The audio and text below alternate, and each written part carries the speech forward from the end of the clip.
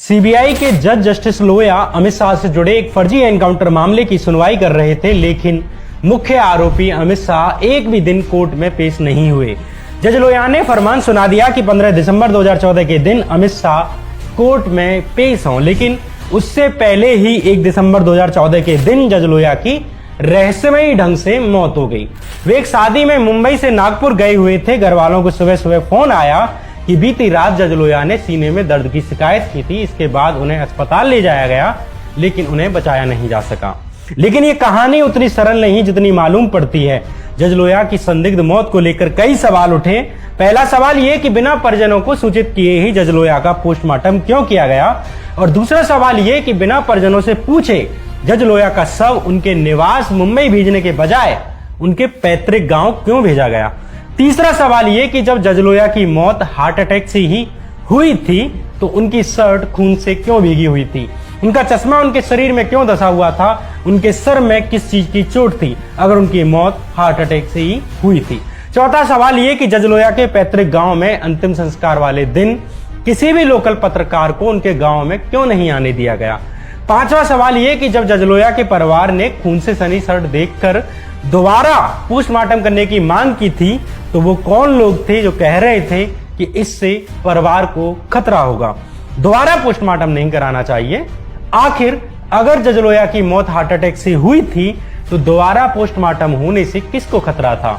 छठवां सवाल यह कि जब जज लोया के शव को उनके पैतृक गांव लाया गया तो उनके शव के साथ सिर्फ एक ड्राइवर ही क्यों मौजूद था। उनके शव के साथ वे दोनों जज क्यों नहीं आए जो उनके साथ शादी में भाग लेने के लिए मुंबई से नागपुर पहुंचे थे। इतने बड़े जज के शव को सिर्फ एक अकेला ड्राइवर ही लाए, क्या ये बात पचाने योग्य है। सातवां सवाल ये कि दोनों जज लोया की सेम कॉलोनी में रहने के बावजूद उनके परिवार से मिलने जज लोया की मौत के 2 महीने बाद जाकर मिलने गए, उससे पहले क्यों नहीं आए। दोनों जजों को एक ही कॉलोनी में होने के बावजूद उन्हें श्रद्धांजलि देने के लिए आने में 2 महीने का वक्त कैसे लग गया। अगर ये मौत प्राकृतिक मौत ही थी, इसमें कोई रहस्य नहीं था। आठवां सवाल यह कि जज लोया के फोन से किसने छेड़छाड़ की, किसने उनका डाटा डिलीट किया। जज लोया के फोन को उनकी मौत के 4 दिन बाद क्यों सौंपा गया, वो भी पुलिस के द्वारा नहीं बल्कि एक अनजान आदमी के द्वारा। आखिर ऐसा क्यों किया गया। नौवां सवाल यह कि जज लोया की रिपोर्ट्स को लेकर जब ECG report, forensic report, histopathology report की डॉक्टरों द्वारा समीक्षा की गई तो उन्होंने कहा कि इन रिपोर्ट्स में हार्ट अटैक के लक्षण नहीं मिलते। अगर सरकारी दावे और डॉक्टरों के मत में इतना अंतर है तो इसकी स्वतंत्र जांच क्यों नहीं कराई जानी चाहिए। इसलिए जज लोया पर बनाई इस सीरीज के इस तीसरे एपिसोड में हम बात करेंगे जज लोया की उस आखिरी रात की जिसमें छुपे हुए हैं कई राज जो उगलते हैं। इस सवाल का जवाब कि हु किल्ड जस्टिस लोया, जज लोया को किसने मारा। नमस्कार, मैं श्याम मीरा सिंह। जज लोया की जिस वक्त मौत हुई उस वक्त वो सिर्फ एक ही मामले की सुनवाई कर रहे थे और वो मामला था सोहराबुद्दीन फर्जी एनकाउंटर मामला। इस मामले के मुख्य आरोपी थे अमित शाह। जज लोया ने अमित शाह को कोर्ट में पेश होने का हुक्म सुना दिया था, लेकिन अगली सुनवाई से पहले ही जज लोया की संदिग्ध परिस्थितियों में मौत हो गई। जज लोया की मौत की खबर को ब्रेक करने वाले इन्वेस्टिगेटिव पत्रकार निरंजन टाकले ने अपनी किताब हु किल्ड जस्टिस लोया में इसके कुछ रहस्यों को खोला है जो जज लोया की मौत के प्राकृतिक मौत होने पर सवाल खड़े करते हैं। इस बात को खारिज करते हैं कि जज लोया की मौत एक हार्ट अटैक से हुई थी और इस सवाल को मजबूती से खड़े करते हैं कि जज लोया एक राजनीतिक साजिश का शिकार हुए। जज लोया की भांजी नुपुर बेयानी ने इस किताब में जज लोया के उस आखिरी दिन को लेकर कुछ चीजें बताई हैं। जज लोया की मौत के वक्त नुपुर बेयानी जज लोया के घर पर रहकर ही पढ़ाई कर रही थी। नुपुर का कहना है कि 29 दिसंबर 2014 के दिन जज लोया ऑफिस गए हुए थे। 2 जजों ने लोया से अचानक एक शादी में भाग लेने के लिए नागपुर चलने के लिए कहा। ये 2 लोग थे, जज श्रीकांत कुलकर्णी और जज SM मोडक। यहाँ कमाल की बात यह है कि जज लोया से पूछने से पहले ही इन दोनों जजों ने उनकी टिकट भी बनवा रखी थी, ऐसा नुपुर बेयानी का कहना है। लोया को मनाने के बाद अगला पड़ाव उनकी पत्नी को सूचना देने का था। जज लोया की पत्नी शर्मिला को लोया ने फोन करके कहा कि उनके कपड़े ऑफिस ही भिजवा दिए जाएं, जहां से वे उनके साथी जजों के साथ दुरंतो एक्सप्रेस ट्रेन से सीधे नागपुर जाएंगे। जज लोया की भांजी नुपुर बेयानी के अनुसार जज लोया बिना बताए घर से कभी कहीं नहीं जाते, नागपुर जाना तो दूर की बात। नुपुर बियानी आगे कहती हैं कि सामान ऑफिस ही भिजवाने की बात से शर्मिला मामी अचरज में थी। मामा कहीं भी यात्रा करने से पहले मामी को एडवांस में बता दिया करते थे। मामी ने कहा कि नागपुर जाने से पहले ऑफिस से घर आ जाएंगे, लेकिन उन्होंने कहा कि वे सीधे रेलवे स्टेशन जाएंगे। ये बातें जज लोया की भांजी नुपुर बियानी ने हु किल्ड जस्टिस लोया के ताम में कही हैं। तीनों जजों जस्टिस लोया और उनके दोनों साथियों ने 29 नवंबर 2014 की रात मुंबई से ट्रेन पकड़ी और सुबह नागपुर पहुंच गए। दोनों जजों के मुताबिक सुबह स्टेशन से उतरने के बाद वे नागपुर के सिविल लाइंस में स्थित सरकारी गेस्ट हाउस रवि भवन पहुंच गए। रवि भवन एक भव्य सरकारी गेस्ट हाउस है जहां बड़े से बड़े नेता और अधिकारी ठहरते हैं। 30 दिसंबर के दिन शादी समारोह में भाग लेने के बाद रात करीब 11 बजे जज लोया ने अपनी पत्नी शर्मिला को फोन किया। 40 मिनट बात की, घर के हालचाल लिए और शादी समारोह के बारे में बताया। इसके बाद वे सोने के लिए चले गए। ये जज लोया की अपने घर वालों से आखिरी बातचीत थी। ये तारीख थी 30 दिसंबर और समय था रात के 11:30 से 12 बजे के बीच का। अगले दिन यानी 1 दिसंबर के दिन जज लोया की मुंबई वापसी थी, लेकिन 1 तारीख की सुबह करीब 5 बजे ही जज लोया की बहन सरिता मन्नाने को जज बोर्डे की कॉल आती है। उन्होंने कहा कि बीती रात हार्ट अटैक आने से जज लोया की मौत हो गई और उनका पोस्टमार्टम भी कर दिया गया है। ये गौर करने वाली बात है कि जज लोया के परिजनों को सीधे पोस्टमार्टम के बारे में बताया गया। इस बीच ना उनकी बिगड़ती तबीयत के बीच में कोई कॉल आई, ना अस्पताल ले जाते समय उन्हें सूचित किया गया, न ठीक मौत के बाद परिजनों को सीधे पोस्टमार्टम के बाद सूचित किया गया, जबकि नियम अनुसार बिना परिजनों की उपस्थिति के, बिना उनकी परमिशन के पोस्टमार्टम नहीं किया जा सकता। फिर जज लोया के मामले में ऐसा क्यों किया गया, ये पहला सवाल जज लोया के मामले में उठता है। जज बोर्डे ने लोया की दूसरी बहन डॉक्टर अनुराधा बियानी को भी कॉल किया और सब लोगों को नागपुर आने के बजाय उनके पैतृक गांव गाटे गांव पहुंचने के लिए कहा कि गाटे गांव ही सीधे सब पहुंचाया जा रहा है, जहां पर कि उनके परिवार का कोई सदस्य नहीं रहता था सिवाय जज लोया के पिता के। यहां पर भी परिवार से नहीं पूछा गया कि लोया का शव मुंबई लाया जाए या उनके पैतृक गांव गाटे गांव। परिवार वालों को जज बोर्डे ने फोन पर बताया कि रात करीब 12:30 बजे जज लोया की छाती में दर्द होना शुरू हुआ और ऑटो रिक्शा द्वारा उन्हें नागपुर के एक प्राइवेट अस्पताल डांडे अस्पताल ले जाया गया, जहां कुछ दवाइयां दी गई। चूंकि यहाँ ईसीजी मशीन खराब थी, इसलिए उन्हें मेडिट्रीना अस्पताल ले जाया गया, जहां अस्पताल पहुंचने से पहले ही उनकी मौत हो गई।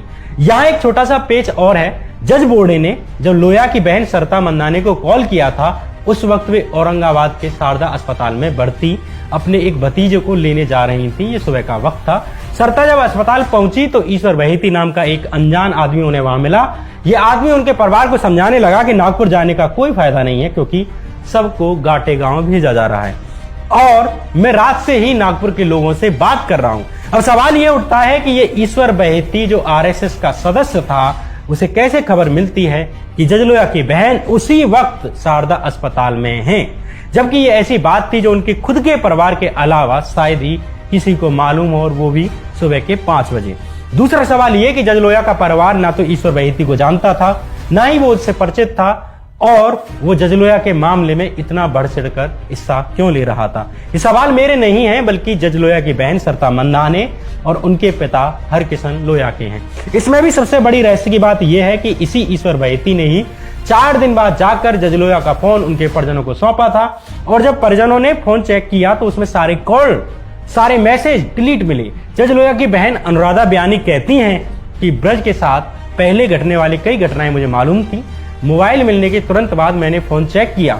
उसकी मौत की खबर आने से 1 या 2 दिन पहले ही उसके मोबाइल पर एक मैसेज आया था, और मैसेज में लिखा था कि सर, इन लोगों से दूर और सुरक्षित रहें, ये खतरनाक लोग हैं। ये मैसेज फोन में था, लेकिन जब हमें फोन मिला तो उसमें से ये सब मिटा दिया गया। जब हमने ईश्वर बहेती से पूछा कि इसमें उनकी कॉल्स मैसेज का जो रिकॉर्ड था वो कहाँ है, उसके पास इसका कोई जवाब नहीं था। यहाँ जज लोया की बहन अनुराधा बियानी का थोड़ा जिक्र जरूरी है। अनुराधा बियानी एक डॉक्टर हैं और अपने भाई जज लोया के काफी करीबी थी। जज लोया को स्वास्थ्य से संबंधित जब भी कोई तकलीफ होती थी तो वो सबसे पहले अपनी बहन को ही बताते थे।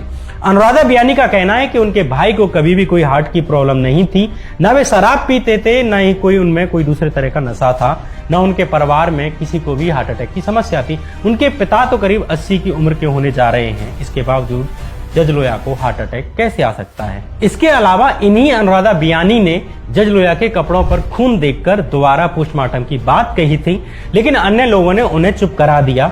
इन्हीं अनुराधा बियानी ने कारवां मैगजीन के सामने खुलासा किया कि जज लोया ने उन्हें और उनके परिवार को बताया था कि अमित शाह के फेवर में फैसला सुनाने के लिए बॉम्बे हाईकोर्ट के चीफ जस्टिस मोहित शाह ने उन्हें 100 करोड़ रिश्वत देने की बात की पेशकश की थी। अमित शाह के फेवर में फैसला सुनाने के लिए दबाव बनाने की बात और रिश्वत की पेशकश वाली बात को जज लोया के परिवार के अलावा उनके दोस्तों ने भी स्वीकारा है। कहा है कि जज लोया ने उनको भी ये बात कही थी। जज लोया की भतीजी नुपुर बियानी बताती हैं कि जज लोया के साथ नागपुर जाने वाले दोनों जज भी लोया की मौत के बाद उनके परिवार से मिलने नहीं आए। वे कोई 2 महीने बाद जाकर परिवार से मिले। जब अनुराधा बियानी ने इन दोनों जजों से उस रात के बारे में पूछा तो उन्होंने बताया कि उन्हें दर्द उठने पर एक ऑटो रिक्शा द्वारा डांडे अस्पताल ले जाया गया, जहां वे खुद सीढ़ियों से चढ़कर गए। परिजनों ने बाद में नागपुर जाकर दांडे अस्पताल से इलाज की डिटेल लेने की कोशिश की, लेकिन अस्पताल प्रशासन ने इलाज की डिटेल नहीं दी।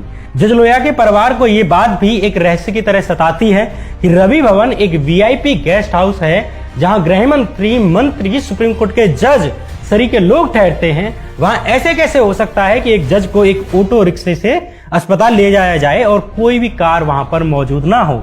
ऊपर से रवि भवन एक ऐसी जगह पर स्थित है जहां दिन में भी रिक्शा मिलना नामुमकिन है। वहां आधी रात में लोया के साथी जजों ने ऑटो की व्यवस्था कैसे की होगी। ये बात जज लोया पर किताब लिखने वाले निरंजन टाकले ने भी अपनी किताब में कही है कि वे बहुतों बार नागपुर गए हैं और नागपुर भवन को भी कई बार देखा है। जिस एरिया में रवि भवन मौजूद है वहां दूर दूर तक दिन में कोई ऑटो रिक्शा नहीं मिलता, फिर आधी रात में ऑटो रिक्शा मिलना कैसे संभव है।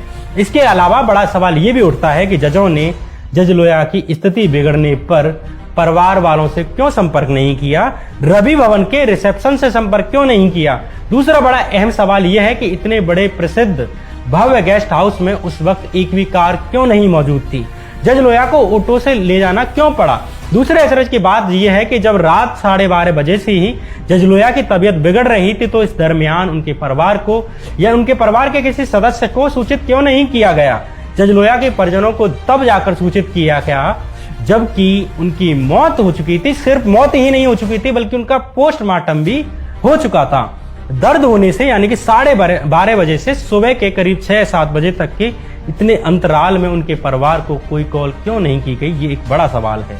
यहाँ पर भी कई बड़े पेच हैं। सबसे बड़ी बात यह कि रवि भवन में इतनी बड़ी घटना हो गई, हार्ट अटैक भी आया, इतने बड़े जज की मौत हो गई, लेकिन रवि भवन के एक भी कर्मचारी को कोई खबर नहीं लगी कि यहाँ पर कोई ऐसी घटना हुई है। क्या ये हैरानी की बात नहीं है कि जज लोया की मौत के अगले 3 साल तक रवि भवन के कर्मचारियों को यह पता ही नहीं था कि यहाँ ठहरे एक जज को हार्ट अटैक आया था और उनकी मौत हो गई थी। अगर ये घटना रवि भवन में ही घटी थी तो इतनी बड़ी घटना के बावजूद वहां के कर्मचारी कैसे अनजान रह सकते हैं। ये बात चकित जरूर करती है, लेकिन ये सत्य है। रवि भवन के कर्मचारियों को जज लोया की मौत की खबर 3 साल बाद जाकर लगी, जब 3 साल बाद जज लोया के परिवार के ऊपर कारवां मैगजीन ने स्टोरी ब्रेक की थी और राजनीतिक गलियारों में भूकंप मच गया था। इसके बाद जब मीडिया वाले नागपुर के रवि भवन पहुंचने लगे और कर्मचारियों से जज लोया के साथ हुई घटना के बारे में पूछने लगे, तब जाकर उन्हें इस घटना के बारे में मालूम चला कि इस तरह की कोई घटना यहाँ पर हुई थी। कारवां मैगजीन पर छपी एक खबर के अनुसार रवि भवन के प्रशासन, रिसेप्शन, रूम सर्विस और इंजीनियरिंग विभाग के 17 पुराने और 15 नए कर्मचारियों से बात करने पर जो बयान बाहर आए हैं, वे जजों के बयानों पर प्रश्न खड़ा करते हैं, जो कहते हैं कि जज लोया को हार्ट अटैक आया था और उन्हें अस्पताल ले जाया गया था। कारवां मैगजीन के मुताबिक जजों के बयान जिस तरह भीषण हलचल भरी गतिविधि की तरफ इशारा करते हैं, उसके विपरीत उस दिन वहां कहीं कोई हलचल ही नहीं थी। मामला एकदम शांतिपूर्ण था। रवि भवन के कर्मचारियों को इस बात का एहसास तक नहीं था कि 1 दिसंबर की सुबह एक जज को यहां से अस्पताल ले जाया गया था। कारवां मैगजीन की इस खबर में एक कर्मचारी ने बताया कि हमको तो तब जाकर पता चला जब अखबार वालों ने इसके बारे में लिखना शुरू किया और जांच शुरू हुई, यानी 3 साल बाद। एक कर्मचारी ने यह भी कहा कि हमें तो इस बात का भी पता चल जाता है जब हाई प्रोफाइल लोग देर रात में शराब पीते हैं, लड़कियां लाते हैं, फिर ये कैसे हो सकता है कि एक जज को रात में अस्पताल ले जाया जाए, हार्ट अटैक आए और हमें पता भी न चले। यहाँ एक और बात गौर करने की है कि रवि भवन जिसमें कि जज लोया ठहरे हुए थे, उसके रजिस्टर में 29 नवंबर से लेकर 1 दिसंबर के बीच जज लोया का नाम ही दर्ज नहीं है। जज लोया के साथ आए जज कुलकर्णी और जज मोडक ने अपने बयान में कहा था कि वे रवि भवन के कमरा नंबर 10 के साथ ठहरे हुए थे। यहाँ सबसे बड़ी बात यह है कि यह कमरा नंबर 10 रिसेप्शन के एकदम पास मौजूद है। ऐसा नामुमकिन है कि 10 नंबर में कमरे में कोई इतनी बड़ी घटना घटे और रिसेप्शन पर मौजूद कर्मचारियों को इसकी भनक तक ना लगे। इसमें भी एक मीडिया रिपोर्ट के अनुसार रात के वक्त जब सारे मेहमान सो जाते हैं तो रवि भवन के लगभग सभी कर्मचारी रिसेप्शन के पास ही आकर इकट्ठा होते हैं। कुछ वहां मौजूद चटाई पर लेट जाते हैं और कुछ सोफे पर। फिर यह कैसे संभव है कि रिसेप्शन के पास से गुजरकर गेट से किसी जज को अस्पताल ले जाया जाए, हार्ट अटैक आए और कर्मचारियों को इसका पता भी न चले। एक कर्मचारी कहता है कि अगर रवि भवन में कहीं एक तार में स्पार्क भी होता है तो हमें इस बात का मालूम चल जाता है। ऐसे में एक जज को हार्ट अटैक आ जाए, उसे अस्पताल ले जाया जाए, लेकिन रिसेप्शन के कर्मचारियों को भनक भी न लगे, ये बात पचती नहीं। ये कई बातें हैं जज लोया के साथ उस रात जो घटनाएं हुई वे कई बड़े सवाल खड़े करती हैं। जिस गोपनीयता से जज लोया को कथित तौर पर अस्पताल ले जाया गया दिखाया गया है, वे अपने आप में एक जांच का विषय है। सामान्य तौर पर ऐसी परिस्थितियों में सबसे पहले रिसेप्शन को कॉल किया जाता है। रिसेप्शन तत्काल एम्बुलेंस की व्यवस्था करती है या किसी कार की व्यवस्था करती, लेकिन इस मामले में ना तो घर वालों को रात को में कुछ पता चला, ना उन्हें कॉल किया गया, न रवि भवन के कर्मचारियों को। वैसे में इस बात पर शक होता है कि रवि भवन में जज लोया को कोई दिल का दौरा पड़ा होगा। वे अपने आखिरी वक्त में रवि भवन में ही थे या कहीं और थे, ये भी एक सवाल है। ऊपर से जज लोया की forensic report, viscera report, histopathology report पर अलग अलग डॉक्टरों द्वारा यह कहना कि ये रिपोर्ट हार्ट अटैक की बात की पुष्टि नहीं करती, बल्कि सर पर चोट और जहर दिए जाने की संभावनाएं व्यक्त करती हैं। उससे शक और गहरा हो जाता है कि क्या जज लोया की मौत एक प्राकृतिक मौत थी या एक राजनीतिक साजिश थी। एक ही कॉलोनी में होने के बावजूद जज लोया के साथ जाने वाले दोनों जज उनके परिवार से 2 महीने तक नहीं मिलते, और जब वे 2 महीने बाद जज लोया के परिजनों से मिलने पहुंचते हैं तो परिजनों के पूछने पर कि बार बार इस बात को कहते हैं कि हम डरे हुए थे, हम दबाव में थे।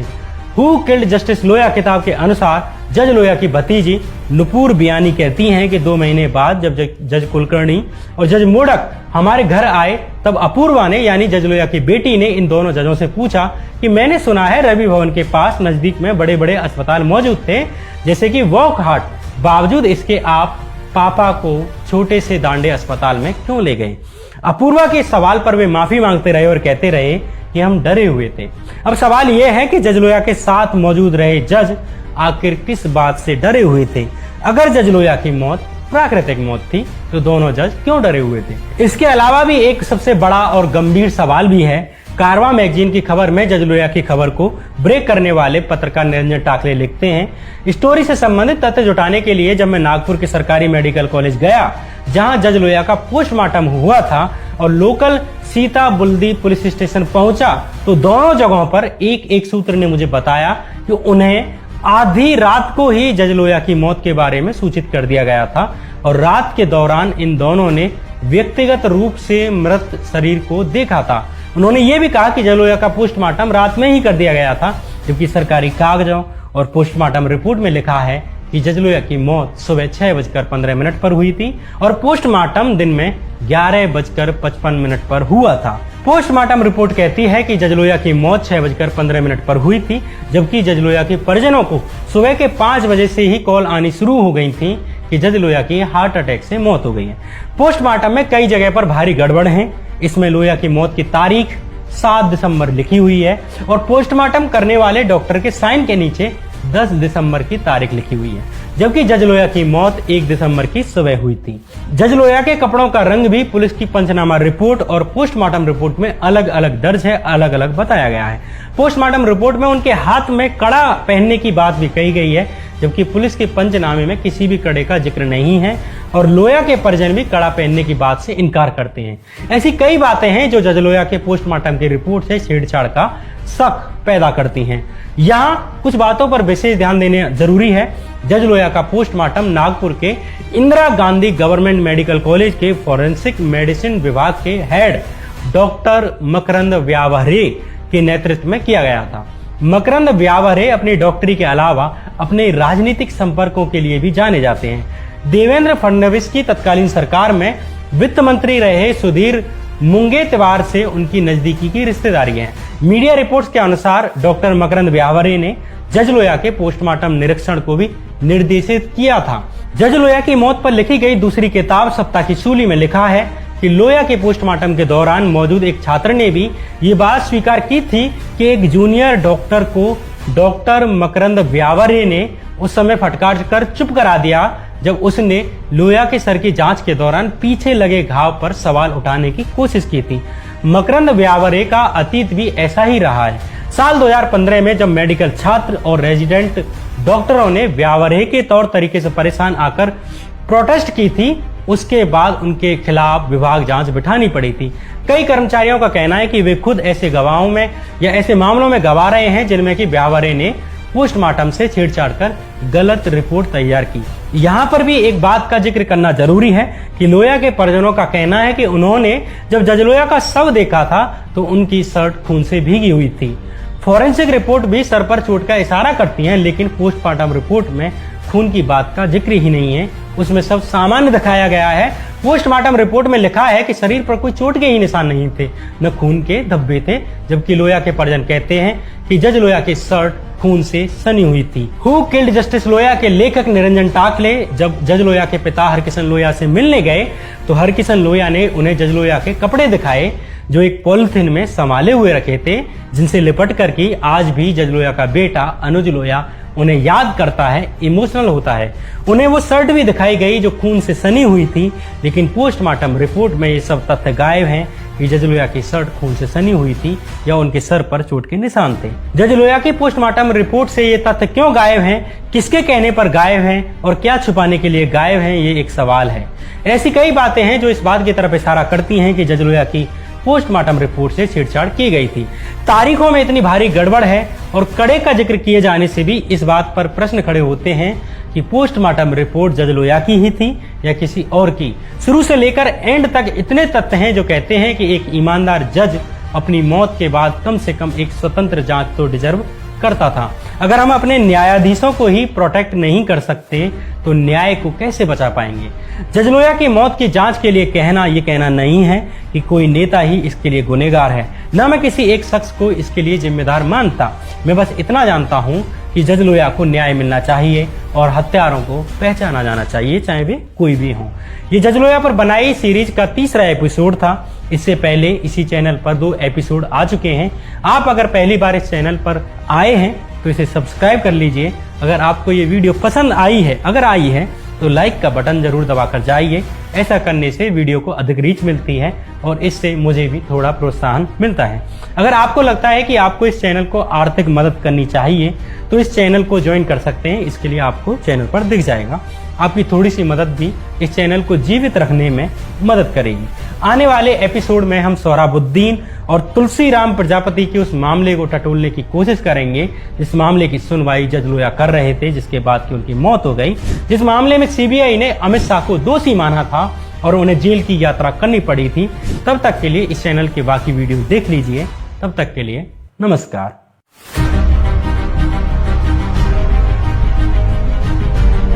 सीबीआई के जज जस्टिस लोया अमित शाह से जुड़े एक फर्जी एनकाउंटर मामले की सुनवाई कर रहे थे, लेकिन मुख्य आरोपी अमित शाह एक भी दिन कोर्ट में पेश नहीं हुए। जज लोया ने फरमान सुना दिया कि 15 दिसंबर 2014 के दिन अमित शाह कोर्ट में पेश हों, लेकिन उससे पहले ही 1 दिसंबर 2014 के दिन जज लोया की रहस्यमयी ढंग से मौत हो गई। वे एक शादी में मुंबई से नागपुर गए हुए थे। घर वालों को सुबह सुबह फोन आया कि बीती रात जज लोया ने सीने में दर्द की शिकायत की थी। इसके बाद उन्हें अस्पताल ले जाया गया, लेकिन उन्हें बचाया नहीं जा सका। लेकिन ये कहानी उतनी सरल नहीं जितनी मालूम पड़ती है। जज लोया की संदिग्ध मौत को लेकर कई सवाल उठे। पहला सवाल ये कि बिना परिजनों को सूचित किए ही जज लोया का पोस्टमार्टम क्यों किया गया, और दूसरा सवाल ये कि बिना परिजनों से पूछे जज लोया का शव उनके निवास मुंबई भेजने के बजाय उनके पैतृक गांव क्यों भेजा गया। तीसरा सवाल ये कि जब जज लोया की मौत हार्ट अटैक से ही हुई थी तो उनकी शर्ट खून से क्यों भीगी हुई थी, उनका चश्मा उनके शरीर में क्यों धंसा हुआ था, उनके सर में किस चीज की चोट थी अगर उनकी मौत हार्ट अटैक से ही हुई थी। चौथा सवाल ये कि जज लोया के पैतृक गांव में अंतिम संस्कार वाले दिन किसी भी लोकल पत्रकार को उनके गांव में क्यों नहीं आने दिया गया? पांचवा सवाल ये कि जब जज लोया के परिवार ने खून से सनी शर्ट देखकर दोबारा पोस्टमार्टम करने की मांग की थी, तो वो कौन लोग थे जो कह रहे थे कि इससे परिवार को खतरा होगा, दोबारा पोस्टमार्टम नहीं कराना चाहिए? आखिर अगर जज लोया की मौत हार्ट अटैक से हुई थी तो दोबारा पोस्टमार्टम होने से किसको खतरा था? छठवां सवाल यह कि जब जज लोया के शव को उनके पैतृक गांव लाया गया तो उनके शव के साथ सिर्फ एक ड्राइवर ही क्यों मौजूद था? उनके शव के साथ वे दोनों जज क्यों नहीं आए जो उनके साथ शादी में भाग लेने के लिए मुंबई से नागपुर पहुंचे थे? इतने बड़े जज के शव को सिर्फ एक अकेला ड्राइवर ही लाए, क्या ये बात पचाने योग्य है? सातवां सवाल यह कि दोनों जज लोया की सेम कॉलोनी में रहने के बावजूद उनके परिवार से मिलने जज लोया की मौत के 2 महीने बाद जाकर मिलने गए, उससे पहले क्यों नहीं आए? दोनों जजों को एक ही कॉलोनी में होने के बावजूद उन्हें श्रद्धांजलि देने के लिए आने में 2 महीने का वक्त कैसे लग गया? अगर ये मौत प्राकृतिक मौत ही थी, इसमें कोई रहस्य नहीं था। आठवां सवाल यह कि जज लोया के फोन से किसने छेड़छाड़ की, किसने उनका डाटा डिलीट किया? जज लोया के फोन को उनकी मौत के 4 दिन बाद क्यों सौंपा गया, वो भी पुलिस के द्वारा नहीं बल्कि एक अनजान आदमी के द्वारा? आखिर ऐसा क्यों किया गया? नौवां सवाल यह कि जज लोया की रिपोर्ट्स को लेकर जब ECG report, forensic report, histopathology report की डॉक्टरों द्वारा समीक्षा की गई तो उन्होंने कहा कि इन रिपोर्ट्स में हार्ट अटैक के लक्षण नहीं मिलते। अगर सरकारी दावे और डॉक्टरों के मत में इतना अंतर है तो इसकी स्वतंत्र जांच क्यों नहीं कराई जानी चाहिए? इसलिए जज लोया पर बनाई इस सीरीज के इस तीसरे एपिसोड में हम बात करेंगे जज लोया की उस आखिरी रात की जिसमें छुपे हुए हैं कई राज जो उगलते हैं इस सवाल का जवाब कि हु किल्ड जस्टिस लोया, जज लोया को किसने मारा? नमस्कार, मैं श्याम मीरा सिंह। जज लोया की जिस वक्त मौत हुई उस वक्त वो सिर्फ एक ही मामले की सुनवाई कर रहे थे और वो मामला था सोहराबुद्दीन फर्जी एनकाउंटर मामला। इस मामले के मुख्य आरोपी थे अमित शाह।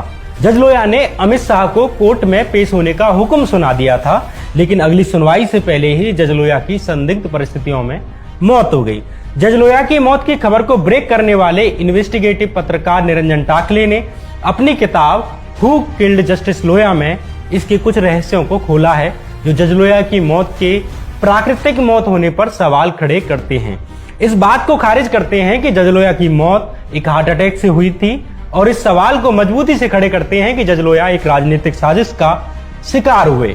जज लोया की भांजी नुपुर बेयानी ने इस किताब में जज लोया के उस आखिरी दिन को लेकर कुछ चीजें बताई हैं। जज लोया की मौत के वक्त नुपुर बेयानी जज लोया के घर पर रहकर ही पढ़ाई कर रही थी। नुपुर का कहना है कि 29 दिसंबर 2014 के दिन जज लोया ऑफिस गए हुए थे। 2 जजों ने लोया से अचानक एक शादी में भाग लेने के लिए नागपुर चलने के लिए कहा। ये 2 लोग थे, जज श्रीकांत कुलकर्णी और जज SM मोडक। यहाँ कमाल की बात यह है कि जज लोया से पूछने से पहले ही इन दोनों जजों ने उनकी टिकट भी बनवा रखी थी, ऐसा नुपुर बेयानी का कहना है। लोया को मनाने के बाद अगला पड़ाव उनकी पत्नी को सूचना देने का था। जज लोया की पत्नी शर्मिला को लोया ने फोन करके कहा कि उनके कपड़े ऑफिस ही भिजवा दिए जाएं, जहां से वे उनके साथी जजों के साथ दुरंतो एक्सप्रेस ट्रेन से सीधे नागपुर जाएंगे। जज लोया की भांजी नुपुर बेयानी के अनुसार जज लोया बिना बताए घर से कभी कहीं नहीं जाते, नागपुर जाना तो दूर की बात। नुपुर बेयानी आगे कहती हैं कि सामान ऑफिस ही भिजवाने की बात से शर्मिला मामी अचरज में थी। मामा कहीं भी यात्रा करने से पहले मामी को एडवांस में बता दिया करते थे। मामी ने कहा कि नागपुर जाने से पहले ऑफिस से घर आ जाएंगे, लेकिन उन्होंने कहा कि वे सीधे रेलवे स्टेशन जाएंगे। ये बातें जज लोया की भांजी नुपुर बेयानी ने हु किल्ड जस्टिस लोया किताब में कही हैं। तीनों जजों जस्टिस लोया और उनके दोनों साथियों ने 29 नवंबर 2014 की रात मुंबई से ट्रेन पकड़ी और सुबह नागपुर पहुंच गए। दोनों जजों के मुताबिक सुबह स्टेशन से उतरने के बाद वे नागपुर की सिविल लाइंस में स्थित सरकारी गेस्ट हाउस रवि भवन पहुंच गए। रवि भवन एक भव्य सरकारी गेस्ट हाउस है जहां बड़े से बड़े नेता और अधिकारी ठहरते हैं। 30 दिसंबर के दिन शादी समारोह में भाग लेने के बाद रात करीब 11 बजे जज लोया ने अपनी पत्नी शर्मिला को फोन किया। 40 मिनट बात की, घर के हालचाल लिए और शादी समारोह के बारे में बताया। इसके बाद वे सोने के लिए चले गए। ये जज लोया की अपने घर वालों से आखिरी बातचीत थी। ये तारीख थी 30 दिसंबर और समय था रात के 11:30 से 12 बजे के बीच का। अगले दिन यानी 1 दिसंबर के दिन जज लोया की मुंबई वापसी थी, लेकिन 1 तारीख की सुबह करीब 5 बजे ही जज लोया की बहन सरिता मंदाने को जज बोर्डे की कॉल आती है। उन्होंने कहा कि बीती रात हार्ट अटैक आने से जज लोया की मौत हो गई और उनका पोस्टमार्टम भी कर दिया गया है। ये गौर करने वाली बात है कि जज लोया के परिजनों को सीधे पोस्टमार्टम के बारे में बताया गया। इस बीच ना उनकी बिगड़ती तबीयत के बीच में कोई कॉल आई, ना अस्पताल ले जाते समय उन्हें सूचित किया गया, न ठीक मौत के बाद परिजनों को सीधे पोस्टमार्टम के बाद सूचित किया गया, जबकि नियम अनुसार बिना परिजनों की उपस्थिति के, बिना उनकी परमिशन के पोस्टमार्टम नहीं किया जा सकता। फिर जज लोया के मामले में ऐसा क्यों किया गया, ये पहला सवाल जज लोया के मामले में उठता है। जज बोर्डे ने लोया की दूसरी बहन डॉक्टर अनुराधा बियानी को भी कॉल किया और सब लोगों को नागपुर आने के बजाय उनके पैतृक गांव गाटे गांव पहुंचने के लिए कहा कि गाटे गांव ही सीधे सब पहुंचाया जा रहा है, जहां पर कि उनके परिवार का कोई सदस्य नहीं रहता था सिवाय जज लोया के पिता के। यहां पर भी परिवार से नहीं पूछा गया कि लोया का शव मुंबई लाया जाए या उनके पैतृक गांव गाटे गांव। परिवार वालों को जज बोर्डे ने फोन पर बताया कि रात करीब 12:30 बजे जज लोया की छाती में दर्द होना शुरू हुआ और ऑटो रिक्शा द्वारा उन्हें नागपुर के एक प्राइवेट अस्पताल डांडे अस्पताल ले जाया गया, जहां कुछ दवाइयां दी गई। चूंकि यहाँ ईसीजी मशीन खराब थी, इसलिए उन्हें मेडिट्रीना अस्पताल ले जाया गया, जहां अस्पताल पहुंचने से पहले ही उनकी मौत हो गई। यहाँ एक छोटा सा पेच और है। जज बोर्डे ने जब लोया की बहन सरिता मंदाने को कॉल किया था, उस वक्त वे औरंगाबाद के शारदा अस्पताल में भर्ती अपने एक भतीजे को लेने जा रही थी। ये सुबह का वक्त था। सरिता जब अस्पताल पहुंची तो ईश्वर बहेती नाम का एक अनजान आदमी उन्हें वहां मिला। ये आदमी उनके परिवार को समझाने लगा कि नागपुर जाने का कोई फायदा नहीं है, क्योंकि सबको गाटे गांव भेजा जा रहा है और मैं रात से ही नागपुर के लोगों से बात कर रहा हूं। अब सवाल यह उठता है कि ये ईश्वर बहेती जो आरएसएस का सदस्य था, उसे कैसे खबर मिलती है कि जज लोया की बहन उसी वक्त शारदा अस्पताल में है, जबकि ये ऐसी बात थी जो उनके खुद के परिवार के अलावा शायद ही किसी को मालूम हो, और वो भी सुबह के 5 बजे। दूसरा सवाल ये कि जज लोया का परिवार ना तो ईश्वर बहेती को जानता था, ना ही वो उससे परिचित था, और वो जज लोया के मामले में इतना बढ़ चढ़कर हिस्सा क्यों ले रहा था। ये सवाल मेरे नहीं है, बल्कि जज लोया की बहन सरिता मंदाने और उनके पिता हरकिशन लोया के हैं। इसमें भी सबसे बड़ी रहस्य की बात यह है कि इसी ईश्वर बहेती ने ही 4 दिन बाद जाकर जज लोया का फोन उनके परिजनों को सौंपा था, और जब परिजनों ने फोन चेक किया तो उसमें सारे कॉल, सारे मैसेज डिलीट मिले। जज लोया की बहन अनुराधा बियानी कहती हैं कि ब्रज के साथ पहले घटने वाली कई घटनाएं मुझे मालूम थी। मोबाइल मिलने के तुरंत बाद मैंने फोन चेक किया। उसकी मौत की खबर आने से 1 या 2 दिन पहले ही उसके मोबाइल पर एक मैसेज आया था, और मैसेज में लिखा था कि सर, इन लोगों से दूर और सुरक्षित रहें, ये खतरनाक लोग हैं। ये मैसेज फोन में था, लेकिन जब हमें फोन मिला तो उसमें से ये सब मिटा दिया गया।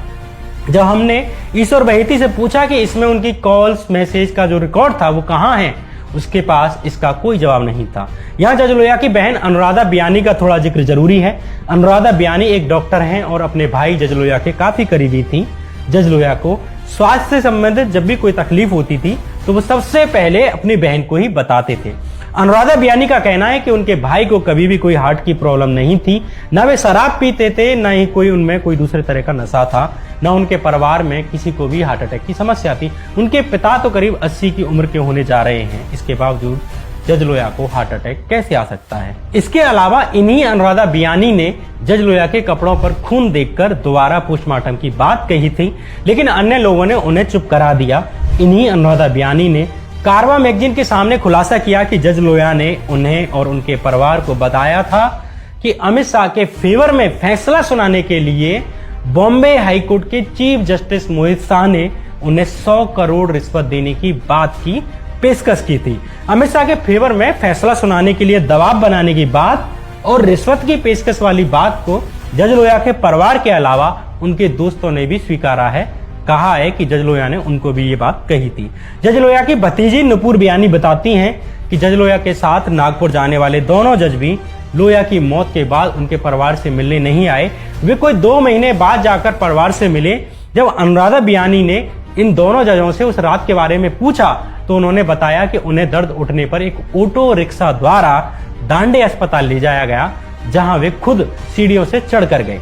परिजनों ने बाद में नागपुर जाकर दांडे अस्पताल से इलाज की डिटेल लेने की कोशिश की, लेकिन अस्पताल प्रशासन ने इलाज की डिटेल नहीं दी। जज लोहिया के परिवार को ये बात भी एक रहस्य की तरह सताती है कि रवि भवन एक वीआईपी गेस्ट हाउस है, जहां गृह मंत्री, सुप्रीम कोर्ट के जज सरी के लोग ठहरते हैं। वहां ऐसे कैसे हो सकता है कि एक जज को एक ऑटो रिक्शे से अस्पताल ले जाया जाए और कोई भी कार वहां पर मौजूद ना हो।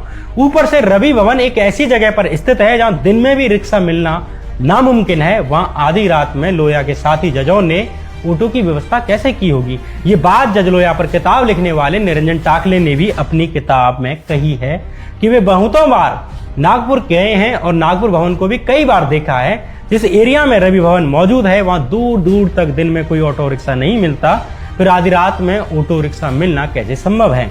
इसके अलावा बड़ा सवाल ये भी उठता है कि जजों ने जज लोहिया की स्थिति बिगड़ने पर परिवार वालों से क्यों संपर्क नहीं किया, रवि भवन के रिसेप्शन से संपर्क क्यों नहीं किया? दूसरा बड़ा अहम सवाल यह है कि इतने बड़े प्रसिद्ध भव्य गेस्ट हाउस में उस वक्त एक भी कार क्यों नहीं मौजूद थी? जज लोहिया को ऑटो से ले जाना क्यों पड़ा? दूसरे अचरज की बात यह है कि जब रात 12:30 बजे से ही जज लोहिया की तबीयत बिगड़ रही थी, तो इस दरमियान उनके परिवार को या उनके परिवार के किसी सदस्य को सूचित क्यों नहीं किया गया? जज लोहिया के परिजनों को तब जाकर सूचित किया गया जबकि उनकी मौत हो चुकी थी। सिर्फ मौत ही नहीं हो चुकी थी बल्कि उनका पोस्टमार्टम भी हो चुका था। दर्द होने से यानी कि 12:30 बजे से सुबह के करीब 6-7 बजे तक के इतने अंतराल में उनके परिवार को कोई कॉल क्यों नहीं की गई, ये एक बड़ा सवाल है। यहाँ पर भी कई बड़े पेच हैं। सबसे बड़ी बात यह कि रवि भवन में इतनी बड़ी घटना हो गई, हार्ट अटैक भी आया, इतने बड़े जज की मौत हो गई, लेकिन रवि भवन के एक भी कर्मचारी को कोई खबर नहीं लगी कि यहाँ पर कोई ऐसी घटना हुई है। क्या ये हैरानी की बात नहीं है कि जज लोहिया की मौत के अगले 3 साल तक रवि भवन के कर्मचारियों को यह पता ही नहीं था कि यहाँ ठहरे एक जज को हार्ट अटैक आया था और उनकी मौत हो गई थी। अगर ये घटना रवि भवन में ही घटी थी तो इतनी बड़ी घटना के बावजूद वहां के कर्मचारी कैसे अनजान रह सकते हैं? ये बात चकित जरूर करती है, लेकिन ये सत्य है। रवि भवन के कर्मचारियों को जज लोहिया की मौत की खबर 3 साल बाद जाकर लगी, जब 3 साल बाद जज लोहिया के परिवार के ऊपर कारवां मैगजीन ने स्टोरी ब्रेक की थी और राजनीतिक गलियारों में भूकंप मच गया था। इसके बाद जब मीडिया वाले नागपुर के रवि भवन पहुंचने लगे और कर्मचारियों से जज लोहिया के साथ हुई घटना के बारे में पूछने लगे, तब जाकर उन्हें इस घटना के बारे में मालूम चला कि इस तरह की कोई घटना यहाँ पर हुई थी। कारवां मैगजीन पर छपी एक खबर के अनुसार रवि भवन के प्रशासन, रिसेप्शन, रूम सर्विस और इंजीनियरिंग विभाग के 17 पुराने और 15 नए कर्मचारियों से बात करने पर जो बयान बाहर आए हैं, वे जजों के बयानों पर प्रश्न खड़ा करते हैं, जो कहते हैं कि जज लोहिया को हार्ट अटैक आया था और उन्हें अस्पताल ले जाया गया था। कारवां मैगजीन के मुताबिक जजों के बयान जिस तरह भीषण हलचल भरी गतिविधि की तरफ इशारा करते हैं, उसके विपरीत उस दिन वहां कहीं कोई हलचल ही नहीं थी। मामला एकदम शांतिपूर्ण था। रवि भवन के कर्मचारियों को इस बात का एहसास तक नहीं था कि 1 दिसंबर की सुबह एक जज को यहां से अस्पताल ले जाया गया था। कारवां मैगजीन की इस खबर में एक कर्मचारी ने बताया कि हमको तो तब जाकर पता चला जब अखबार वालों ने इसके बारे में लिखना शुरू किया और जांच शुरू हुई, यानी 3 साल बाद। एक कर्मचारी ने यह भी कहा कि हमें तो इस बात का भी पता चल जाता है जब हाई प्रोफाइल लोग देर रात में शराब पीते हैं, लड़कियां लाते हैं, फिर ये कैसे हो सकता है कि एक जज को रात में अस्पताल ले जाया जाए, हार्ट अटैक आए और हमें पता भी न चले। यहाँ एक और बात गौर करने की है कि रवि भवन जिसमें कि जज लोहिया ठहरे हुए थे, उसके रजिस्टर में 29 नवंबर से लेकर 1 दिसंबर के बीच जज लोहिया का नाम ही दर्ज नहीं है। जज लोहिया के साथ आए जज कुलकर्णी और जज मोडक ने अपने बयान में कहा था कि वे रवि भवन के कमरा नंबर 10 के साथ ठहरे हुए थे। यहाँ सबसे बड़ी बात यह है कि यह कमरा नंबर 10 रिसेप्शन के एकदम पास मौजूद है। ऐसा नामुमकिन है कि 10 नंबर में कमरे में कोई इतनी बड़ी घटना घटे और रिसेप्शन पर मौजूद कर्मचारियों को इसकी भनक तक ना लगे। इसमें भी एक मीडिया रिपोर्ट के अनुसार रात के वक्त जब सारे मेहमान सो जाते हैं तो रवि भवन के लगभग सभी कर्मचारी रिसेप्शन के पास ही आकर इकट्ठा होते हैं। कुछ वहां मौजूद चटाई पर लेट जाते हैं और कुछ सोफे पर। फिर यह कैसे संभव है कि रिसेप्शन के पास से गुजरकर गेट से किसी जज को अस्पताल ले जाया जाए, हार्ट अटैक आए और कर्मचारियों को इसका पता भी न चले? एक कर्मचारी कहता है कि अगर रवि भवन में कहीं एक तार में स्पार्क भी होता है तो हमें इस बात का मालूम चल जाता है। ऐसे में एक जज को हार्ट अटैक आ जाए, उसे अस्पताल ले जाया जाए, लेकिन रिसेप्शन के कर्मचारियों को भनक भी न लगे ये बात पचती नहीं। ये कई बातें हैं जज लोया के साथ उस रात जो घटनाएं हुई वे कई बड़े सवाल खड़े करती हैं, जिस गोपनीयता से जज लोया को कथित तौर पर अस्पताल ले जाया गया दिखाया गया है वे अपने आप में एक जांच का विषय है। सामान्य तौर पर ऐसी परिस्थितियों में सबसे पहले रिसेप्शन को कॉल किया जाता है।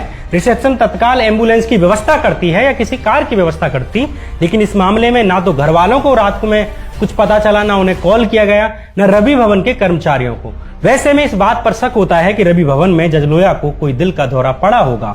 वे अपने आखिरी वक्त में रवि भवन में ही थे या कहीं और थे, ये भी एक सवाल है। ऊपर से जज लोया की forensic report, viscera report, histopathology report पर अलग अलग डॉक्टरों द्वारा यह कहना कि ये रिपोर्ट हार्ट अटैक की बात की पुष्टि नहीं करती, बल्कि सर पर चोट और जहर दिए जाने की संभावनाएं व्यक्त करती हैं। उससे शक और गहरा हो जाता है कि क्या जज लोया की मौत एक प्राकृतिक मौत थी या एक राजनीतिक साजिश थी।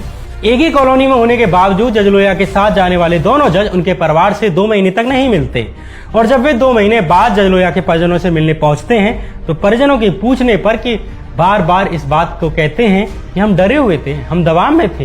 हु किल्ड जस्टिस लोया किताब के अनुसार जज लोया की भतीजी नुपुर बियानी कहती हैं कि 2 महीने बाद जब जज कुलकर्णी और जज मोडक हमारे घर आए तब अपूर्वा ने यानी जज लोया की बेटी ने इन दोनों जजों से पूछा कि मैंने सुना है रवि भवन के पास नजदीक में बड़े बड़े अस्पताल मौजूद थे, जैसे कि वॉकहार्ट, बावजूद इसके आप पापा को छोटे से दांडे अस्पताल में क्यों ले गए?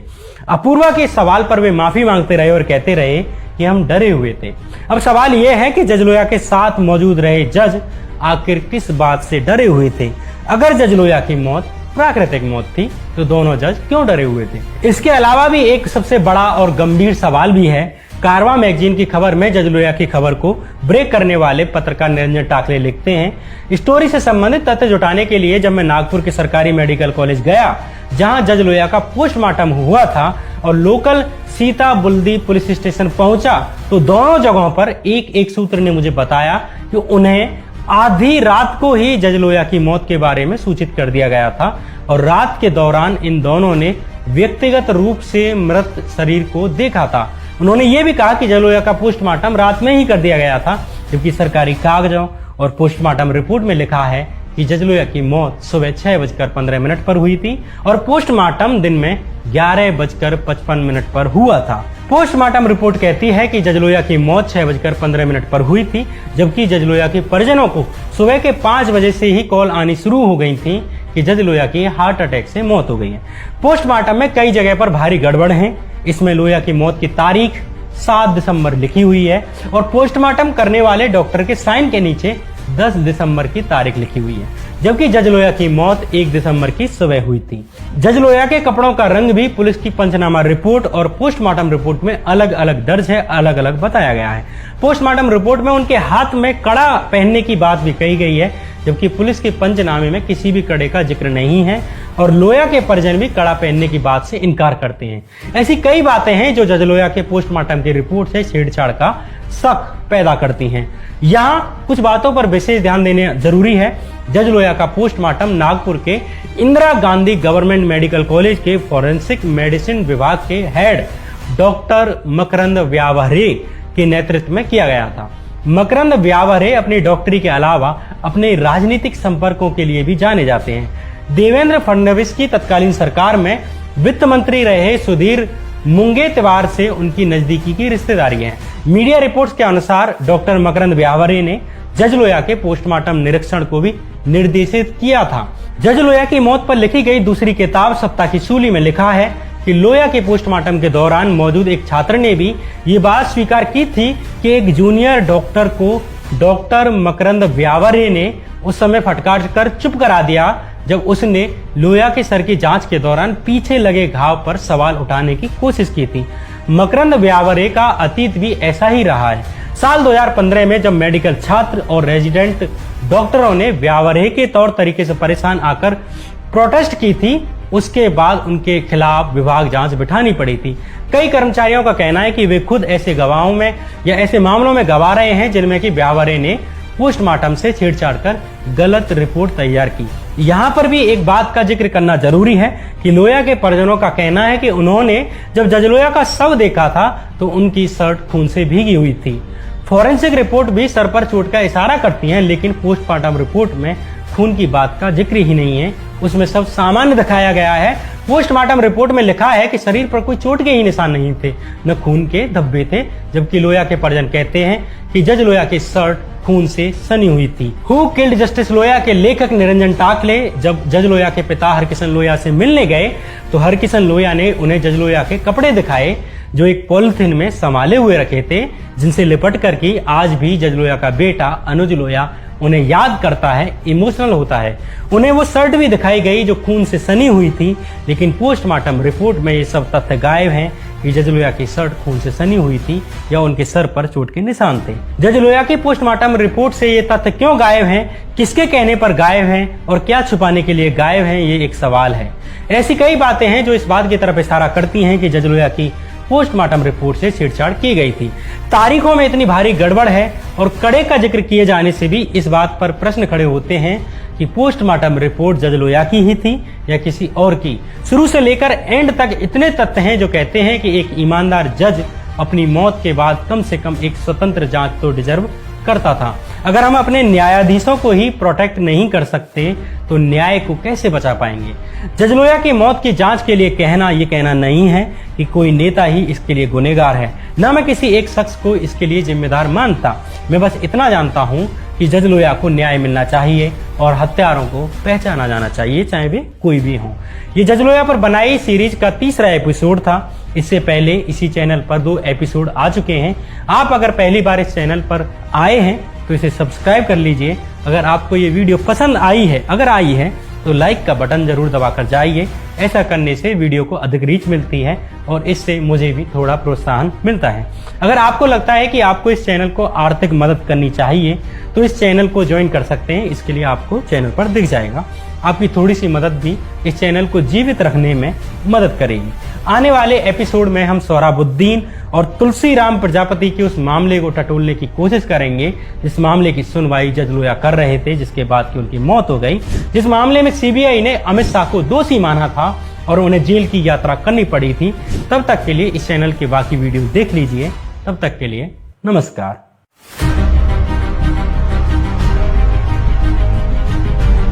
सीबीआई के जज जस्टिस लोया अमित शाह से जुड़े एक फर्जी एनकाउंटर मामले की सुनवाई कर रहे थे, लेकिन मुख्य आरोपी अमित शाह एक भी दिन कोर्ट में पेश नहीं हुए।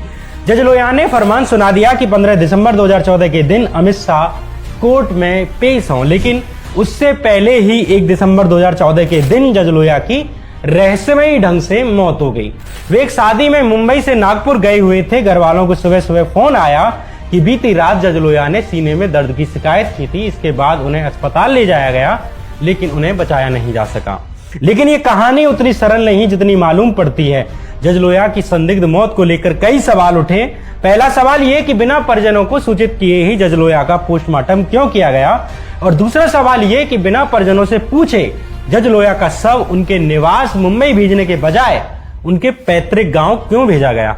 तीसरा सवाल ये कि जब जज लोया की मौत हार्ट अटैक से ही हुई थी तो उनकी शर्ट खून से क्यों भीगी हुई थी, उनका चश्मा उनके शरीर में क्यों धंसा हुआ था, उनके सर में किस चीज की चोट थी अगर उनकी मौत हार्ट अटैक से ही हुई थी।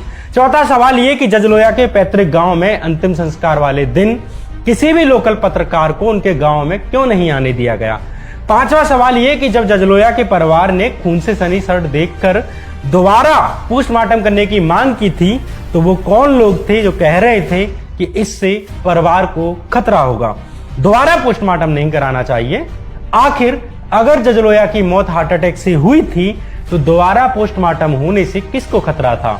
छठवां सवाल यह कि जब जज लोया के शव को उनके पैतृक गांव लाया गया तो उनके शव के साथ सिर्फ एक ड्राइवर ही क्यों मौजूद था। उनके शव के साथ वे दोनों जज क्यों नहीं आए जो उनके साथ शादी में भाग लेने के लिए मुंबई से नागपुर पहुंचे थे। इतने बड़े जज के शव को सिर्फ एक अकेला ड्राइवर ही लाए, क्या ये बात पचाने योग्य है। सातवां सवाल ये कि दोनों जज लोया की सेम कॉलोनी में रहने के बावजूद उनके परिवार से मिलने जज लोया की मौत के 2 महीने बाद जाकर मिलने गए, उससे पहले क्यों नहीं आए। दोनों जजों को एक ही कॉलोनी में होने के बावजूद उन्हें श्रद्धांजलि देने के लिए आने में 2 महीने का वक्त कैसे लग गया? अगर ये मौत प्राकृतिक मौत ही थी, इसमें कोई रहस्य नहीं था। 8वां सवाल ये कि जज लोया के फोन से किसने छेड़छाड़ की, किसने उनका डाटा डिलीट किया, जज लोया के फोन को उनकी मौत के 4 दिन बाद क्यों सौंपा गया, वो भी पुलिस के द्वारा नहीं बल्कि एक अनजान आदमी के द्वारा। आखिर ऐसा क्यों किया गया? 9वां सवाल ये कि जज लोया की रिपोर्ट्स को लेकर जब ECG report, forensic report, histopathology report की डॉक्टरों द्वारा समीक्षा की गई तो उन्होंने कहा कि इन रिपोर्ट्स में हार्ट अटैक के लक्षण नहीं मिलते। अगर सरकारी दावे और डॉक्टरों के मत में इतना अंतर है तो इसकी स्वतंत्र जांच क्यों नहीं कराई जानी चाहिए? इसलिए जज लोया पर बनाई इस सीरीज के इस तीसरे एपिसोड में हम बात करेंगे जज लोया की उस आखिरी रात की जिसमें छुपे हुए हैं कई राज जो उगलते हैं इस सवाल का जवाब कि हु किल्ड जस्टिस लोया, जज लोया को किसने मारा। नमस्कार, मैं श्याम मीरा सिंह। जज लोया की जिस वक्त मौत हुई उस वक्त वो सिर्फ एक ही मामले की सुनवाई कर रहे थे और वो मामला था सोहराबुद्दीन फर्जी एनकाउंटर मामला। इस मामले के मुख्य आरोपी थे अमित शाह। जज लोया ने अमित शाह को कोर्ट में पेश होने का हुक्म सुना दिया था, लेकिन अगली सुनवाई से पहले ही जज लोया की संदिग्ध परिस्थितियों में मौत हो गई। जज लोया की मौत की खबर को ब्रेक करने वाले इन्वेस्टिगेटिव पत्रकार निरंजन टाकले ने अपनी किताब हु किल्ड जस्टिस लोया में इसके कुछ रहस्यों को खोला है जो जज लोया की मौत के प्राकृतिक मौत होने पर सवाल खड़े करते हैं। इस बात को खारिज करते हैं कि जज लोया की मौत एक हार्ट अटैक से हुई थी और इस सवाल को मजबूती से खड़े करते हैं कि जज लोया एक राजनीतिक साजिश का शिकार हुए। जज लोया की भांजी नुपुर बेयानी ने इस किताब में जज लोया के उस आखिरी दिन को लेकर कुछ चीजें बताई हैं। जज लोया की मौत के वक्त नुपुर बेयानी जज लोया के घर पर रहकर ही पढ़ाई कर रही थी। नुपुर का कहना है कि 29 दिसंबर 2014 के दिन जज लोया ऑफिस गए हुए थे। 2 जजों ने लोया से अचानक एक शादी में भाग लेने के लिए नागपुर चलने के लिए कहा। ये 2 लोग थे, जज श्रीकांत कुलकर्णी और जज SM मोडक। यहाँ कमाल की बात यह है कि जज लोया से पूछने से पहले ही इन दोनों जजों ने उनकी टिकट भी बनवा रखी थी, ऐसा नुपुर बेयानी का कहना है। लोया को मनाने के बाद अगला पड़ाव उनकी पत्नी को सूचना देने का था। जज लोया की पत्नी शर्मिला को लोया ने फोन करके कहा कि उनके कपड़े ऑफिस ही भिजवा दिए जाएं, जहां से वे उनके साथी जजों के साथ दुरंतो एक्सप्रेस ट्रेन से सीधे नागपुर जाएंगे। जज लोया की भांजी नुपुर बेयानी के अनुसार जज लोया बिना बताए घर से कभी कहीं नहीं जाते, नागपुर जाना तो दूर की बात। नुपुर बेयानी आगे कहती हैं कि सामान ऑफिस ही भिजवाने की बात से शर्मिला मामी अचरज में थी। मामा कहीं भी यात्रा करने से पहले मामी को एडवांस में बता दिया करते थे। मामी ने कहा कि नागपुर जाने से पहले ऑफिस से घर आ जाएंगे, लेकिन उन्होंने कहा कि वे सीधे रेलवे स्टेशन जाएंगे। ये बातें जज लोया की भांजी नुपुर बेयानी ने हु किल्ड जस्टिस लोया किताब में कही हैं। तीनों जजों जस्टिस लोया और उनके दोनों साथियों ने 29 नवंबर 2014 की रात मुंबई से ट्रेन पकड़ी और सुबह नागपुर पहुंच गए। दोनों जजों के मुताबिक सुबह स्टेशन से उतरने के बाद वे नागपुर के सिविल लाइंस में स्थित सरकारी गेस्ट हाउस रवि भवन पहुंच गए। रवि भवन एक भव्य सरकारी गेस्ट हाउस है जहां बड़े से बड़े नेता और अधिकारी ठहरते हैं। 30 दिसंबर के दिन शादी समारोह में भाग लेने के बाद रात करीब 11 बजे जज लोया ने अपनी पत्नी शर्मिला को फोन किया। 40 मिनट बाद की घर के हालचाल लिए और शादी समारोह के बारे में बताया। इसके बाद वे सोने के लिए चले गए। ये जज लोया की अपने घर वालों से आखिरी बातचीत थी।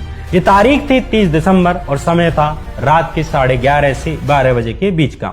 अगले दिन यानी 1 दिसंबर के दिन जज लोया की मुंबई वापसी थी, लेकिन 1 तारीख की सुबह करीब 5 बजे ही जज लोया की बहन सरिता मन्नाने को जज बोर्डे की कॉल आती है। उन्होंने कहा कि बीती रात हार्ट अटैक आने से जज लोया की मौत हो गई और उनका पोस्टमार्टम भी कर दिया गया है। ये गौर करने वाली बात है कि जज लोया के परिजनों को सीधे पोस्टमार्टम के बारे में बताया गया। इस बीच ना उनकी बिगड़ती तबीयत के बीच में कोई कॉल आई, ना अस्पताल ले जाते समय उन्हें सूचित किया गया, न ठीक मौत के बाद परिजनों को सीधे पोस्टमार्टम के बाद सूचित किया गया, जबकि नियम अनुसार बिना परिजनों की उपस्थिति के, बिना उनकी परमिशन के पोस्टमार्टम नहीं किया जा सकता।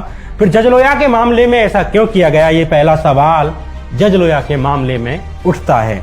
जज बोर्डे ने लोया की दूसरी बहन डॉक्टर अनुराधा बेयानी को भी कॉल किया और सब लोगों को नागपुर आने के बजाय उनके पैतृक गांव गाटे गांव पहुंचने के लिए कहा कि गाटे गांव ही सीधे सब पहुंचाया जा रहा है, जहां पर कि उनके परिवार का कोई सदस्य नहीं रहता था सिवाय जज लोया के पिता के।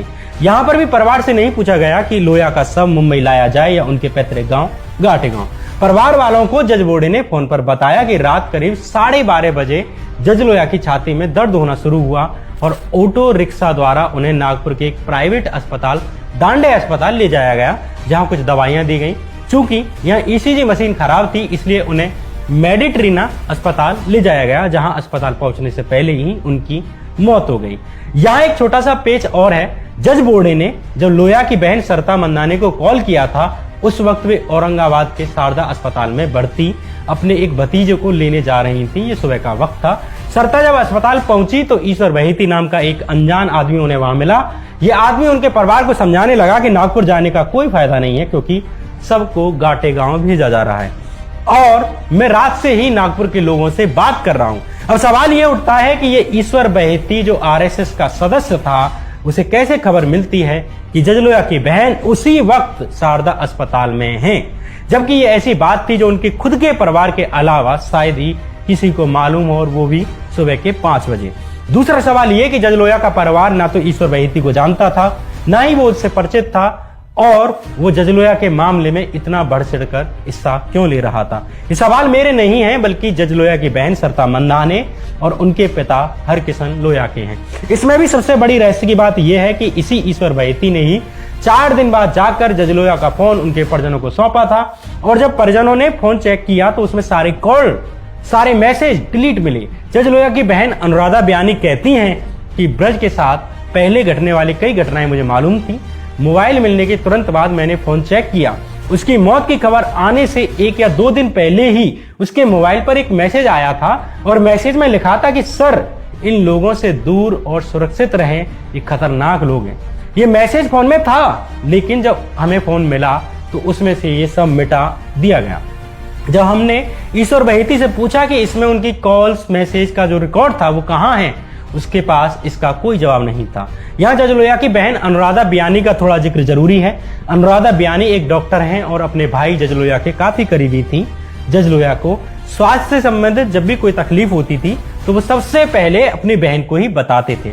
अनुराधा बयानी का कहना है कि उनके भाई को कभी भी कोई हार्ट की प्रॉब्लम नहीं थी, ना वे शराब पीते थे, ना ही कोई उनमें कोई दूसरे तरह का नशा था, ना उनके परिवार में किसी को भी हार्ट अटैक की समस्या थी। उनके पिता तो करीब 80 की उम्र के होने जा रहे हैं, इसके बावजूद जज लोया को हार्ट अटैक कैसे आ सकता है। इसके अलावा इन्हीं अनुराधा बयानी ने जज लोया के कपड़ों पर खून देखकर दोबारा पोस्टमार्टम की बात कही थी, लेकिन अन्य लोगों ने उन्हें चुप करा दिया। इन्हीं अनुराधा बयानी ने कारवा मैगजीन के सामने खुलासा किया कि जज लोया ने उन्हें और उनके परिवार को बताया था कि अमित शाह के फेवर में फैसला सुनाने के लिए बॉम्बे हाईकोर्ट के चीफ जस्टिस मोहित शाह ने उन्हें 100 करोड़ रिश्वत देने की बात की पेशकश की थी। अमित शाह के फेवर में फैसला सुनाने के लिए दबाव बनाने की बात और रिश्वत की पेशकश वाली बात को जज लोया के परिवार के अलावा उनके दोस्तों ने भी स्वीकारा है। कहा है कि जज लोया ने उनको भी ये बात कही थी। जज लोया की भतीजी नुपुर बयानी बताती हैं कि जज लोया के साथ नागपुर जाने वाले दोनों जज भी लोया की मौत के बाद उनके परिवार से मिलने नहीं आए। वे कोई 2 महीने बाद जाकर परिवार से मिले। जब अनुराधा बयानी ने इन दोनों जजों से उस रात के बारे में पूछा तो उन्होंने बताया कि उन्हें दर्द उठने पर एक ऑटो रिक्शा द्वारा दांडे अस्पताल ले जाया गया, जहां वे खुद सीढ़ियों से चढ़कर गए। परिजनों ने बाद में नागपुर जाकर दांडे अस्पताल से इलाज की डिटेल लेने की कोशिश की, लेकिन अस्पताल प्रशासन ने इलाज की डिटेल नहीं दी। जज लोया के परिवार को ये बात भी एक रहस्य की तरह सताती है कि रवि भवन एक वीआईपी गेस्ट हाउस है, जहां गृह मंत्री, मंत्री, सुप्रीम कोर्ट के जज सरी के लोग ठहरते हैं। वहां ऐसे कैसे हो सकता है कि एक जज को एक ऑटो रिक्शे से अस्पताल ले जाया जाए और कोई भी कार वहां पर मौजूद ना हो।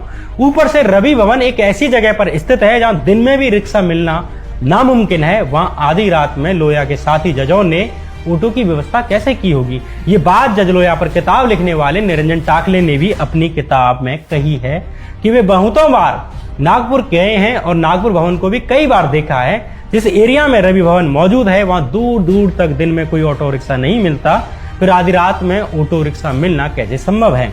इसके अलावा बड़ा सवाल ये भी उठता है कि जजों ने जज लोया की स्थिति बिगड़ने पर परिवार वालों से क्यों संपर्क नहीं किया, रवि भवन के रिसेप्शन से संपर्क क्यों नहीं किया।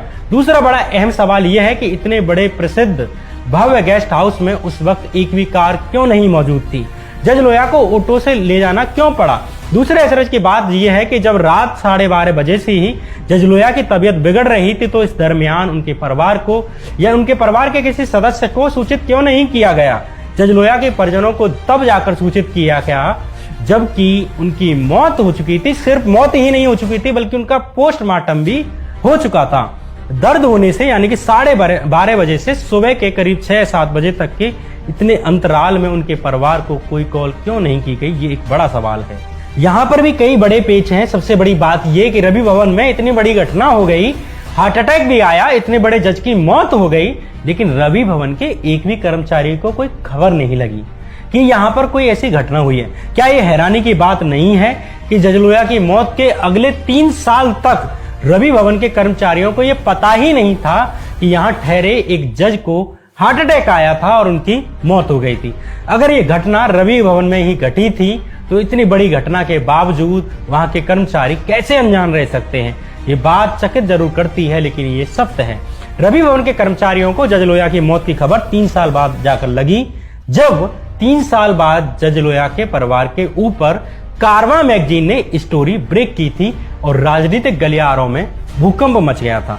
इसके बाद जब मीडिया वाले नागपुर के रवि भवन पहुंचने लगे और कर्मचारियों से जज लोया के साथ हुई घटना के बारे में पूछने लगे, तब जाकर उन्हें इस घटना के बारे में मालूम चला कि इस तरह की कोई घटना यहाँ पर हुई थी। कारवां मैगजीन पर छपी एक खबर के अनुसार रवि भवन के प्रशासन, रिसेप्शन, रूम सर्विस और इंजीनियरिंग विभाग के 17 पुराने और 15 नए कर्मचारियों से बात करने पर जो बयान बाहर आए हैं, वे जजों के बयानों पर प्रश्न खड़ा करते हैं, जो कहते हैं कि जज लोया को हार्ट अटैक आया था और उन्हें अस्पताल ले जाया गया था।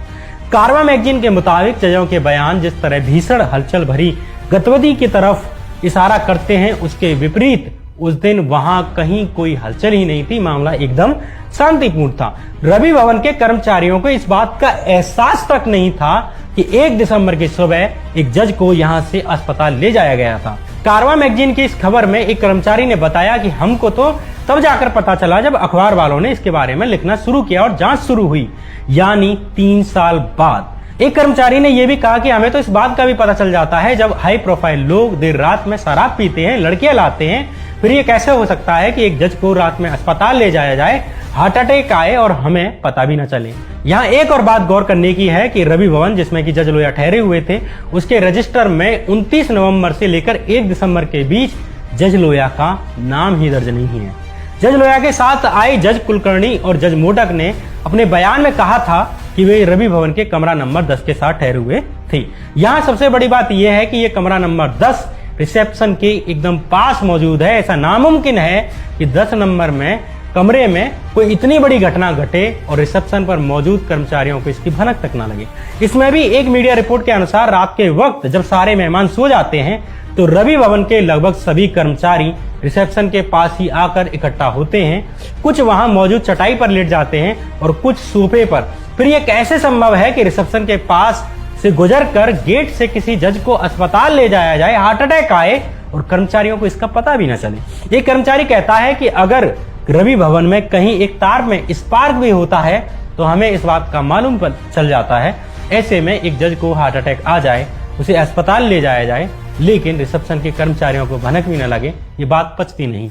ये कई बातें हैं जज लोया के साथ उस रात जो घटनाएं हुई, वे कई बड़े सवाल खड़े करती हैं। जिस गोपनीयता से जज लोया को कथित तौर पर अस्पताल ले जाया गया, दिखाया गया है, वे अपने आप में एक जांच का विषय है। सामान्य तौर पर ऐसी परिस्थितियों में सबसे पहले रिसेप्शन को कॉल किया जाता है।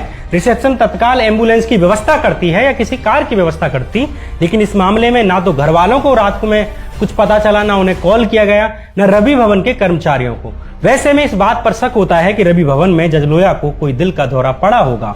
वे अपने आखिरी वक्त में रवि भवन में ही थे या कहीं और थे, ये भी एक सवाल है। ऊपर से जज लोया की forensic report, viscera report, histopathology report पर अलग अलग डॉक्टरों द्वारा यह कहना कि ये रिपोर्ट हार्ट अटैक की बात की पुष्टि नहीं करती, बल्कि सर पर चोट और जहर दिए जाने की संभावनाएं व्यक्त करती हैं। उससे शक और गहरा हो जाता है कि क्या जज लोया की मौत एक प्राकृतिक मौत थी या एक राजनीतिक साजिश थी। एक ही कॉलोनी में होने के बावजूद जज लोहिया के साथ जाने वाले दोनों जज उनके परिवार से 2 महीने तक नहीं मिलते और जब वे 2 महीने बाद जज लोहिया के परिजनों से मिलने पहुंचते हैं तो परिजनों के पूछने पर कि बार बार इस बात को कहते हैं कि हम डरे हुए थे, हम दबाव में थे। हु किल्ड जस्टिस लोहिया किताब के अनुसार जज लोहिया की भतीजी नुपुर बियानी कहती हैं कि 2 महीने बाद जब जज कुलकर्णी और जज मोडक हमारे घर आए तब अपूर्वा ने यानी जज लोहिया की बेटी ने इन दोनों जजों से पूछा कि मैंने सुना है रवि भवन के पास नजदीक में बड़े बड़े अस्पताल मौजूद थे जैसे कि वॉक हार्ट, बावजूद इसके आप पापा को छोटे से दांडे अस्पताल में क्यों ले गए? अपूर्वा के सवाल पर वे माफी मांगते रहे और कहते रहे कि हम डरे हुए थे। अब सवाल यह है कि जज लोहिया के साथ मौजूद रहे जज आखिर किस बात से डरे हुए थे? अगर जज लोहिया की मौत प्राकृतिक मौत थी तो दोनों जज क्यों डरे हुए थे? इसके अलावा भी एक सबसे बड़ा और गंभीर सवाल भी है। कारवां मैगजीन की खबर में जज लोहिया की खबर को ब्रेक करने वाले पत्रकार निरंजन टाकले लिखते हैं, स्टोरी से संबंधित तथ्य जुटाने के लिए जब मैं नागपुर के सरकारी मेडिकल कॉलेज गया जहां जज लोहिया का पोस्टमार्टम हुआ था और लोकल सीता बुल्दी पुलिस स्टेशन पहुंचा तो दोनों जगहों पर एक सूत्र ने मुझे बताया कि उन्हें आधी रात को ही जज लोहिया की मौत के बारे में सूचित कर दिया गया था और रात के दौरान इन दोनों ने व्यक्तिगत रूप से मृत शरीर को देखा था। उन्होंने ये भी कहा कि जज लोहिया का पोस्टमार्टम रात में ही कर दिया गया था, जबकि सरकारी कागजों और पोस्टमार्टम रिपोर्ट में लिखा है कि जज लोहिया की मौत सुबह 6:15 पर हुई थी और पोस्टमार्टम दिन में 11:55 पर हुआ था। पोस्टमार्टम रिपोर्ट कहती है कि जज लोहिया की मौत 6:15 पर हुई थी, जबकि जज लोहिया के परिजनों को सुबह के 5 बजे से ही कॉल आनी शुरू हो गई थी कि जज लोहिया की हार्ट अटैक से मौत हो गई है। पोस्टमार्टम में कई जगह पर भारी गड़बड़ है। इसमें लोहिया की मौत की तारीख 7 दिसंबर लिखी हुई है और पोस्टमार्टम करने वाले डॉक्टर के साइन के नीचे 10 दिसंबर की तारीख लिखी हुई है, जबकि जज लोहिया की मौत 1 दिसंबर की सुबह हुई थी। जज लोहिया के कपड़ों का रंग भी पुलिस की पंचनामा रिपोर्ट और पोस्टमार्टम रिपोर्ट में अलग अलग दर्ज है, अलग अलग बताया गया है। पोस्टमार्टम रिपोर्ट में उनके हाथ में कड़ा पहनने की बात भी कही गई है, जबकि पुलिस के पंचनामे में किसी भी कड़े का जिक्र नहीं है और लोहिया के परिजन भी कड़ा पहनने की बात से इनकार करते हैं। ऐसी कई बातें हैं जो जज लोहिया के पोस्टमार्टम की रिपोर्ट से छेड़छाड़ का शक पैदा करती हैं। यहाँ कुछ बातों पर विशेष ध्यान देने जरूरी है। जज लोहिया का पोस्टमार्टम नागपुर के Indira Gandhi government medical college के फॉरेंसिक मेडिसिन विभाग के हेड डॉक्टर मकरंद व्यावहरे के नेतृत्व में किया गया था। मकरंद व्यावहरे अपनी डॉक्टरी के अलावा अपने राजनीतिक संपर्कों के लिए भी जाने जाते हैं। देवेंद्र फडणवीस की तत्कालीन सरकार में वित्त मंत्री रहे सुधीर मुंगेत्वार से उनकी नजदीकी की रिश्तेदारी है। मीडिया रिपोर्ट्स के अनुसार डॉक्टर मकरंद व्यावहरे ने जज लोहिया के पोस्टमार्टम निरीक्षण को भी निर्देशित किया था। जज लोहिया की मौत पर लिखी गई दूसरी किताब सप्ताह की सूली में लिखा है कि लोहिया के पोस्टमार्टम के दौरान मौजूद एक छात्र ने भी ये बात स्वीकार की थी कि एक जूनियर डॉक्टर को डॉक्टर मकरंद व्यावहरे ने उस समय फटकार कर चुप करा दिया जब उसने लोहिया के सर की जांच के दौरान पीछे लगे घाव पर सवाल उठाने की कोशिश की थी। मकरंद व्यावहरे का अतीत भी ऐसा ही रहा है।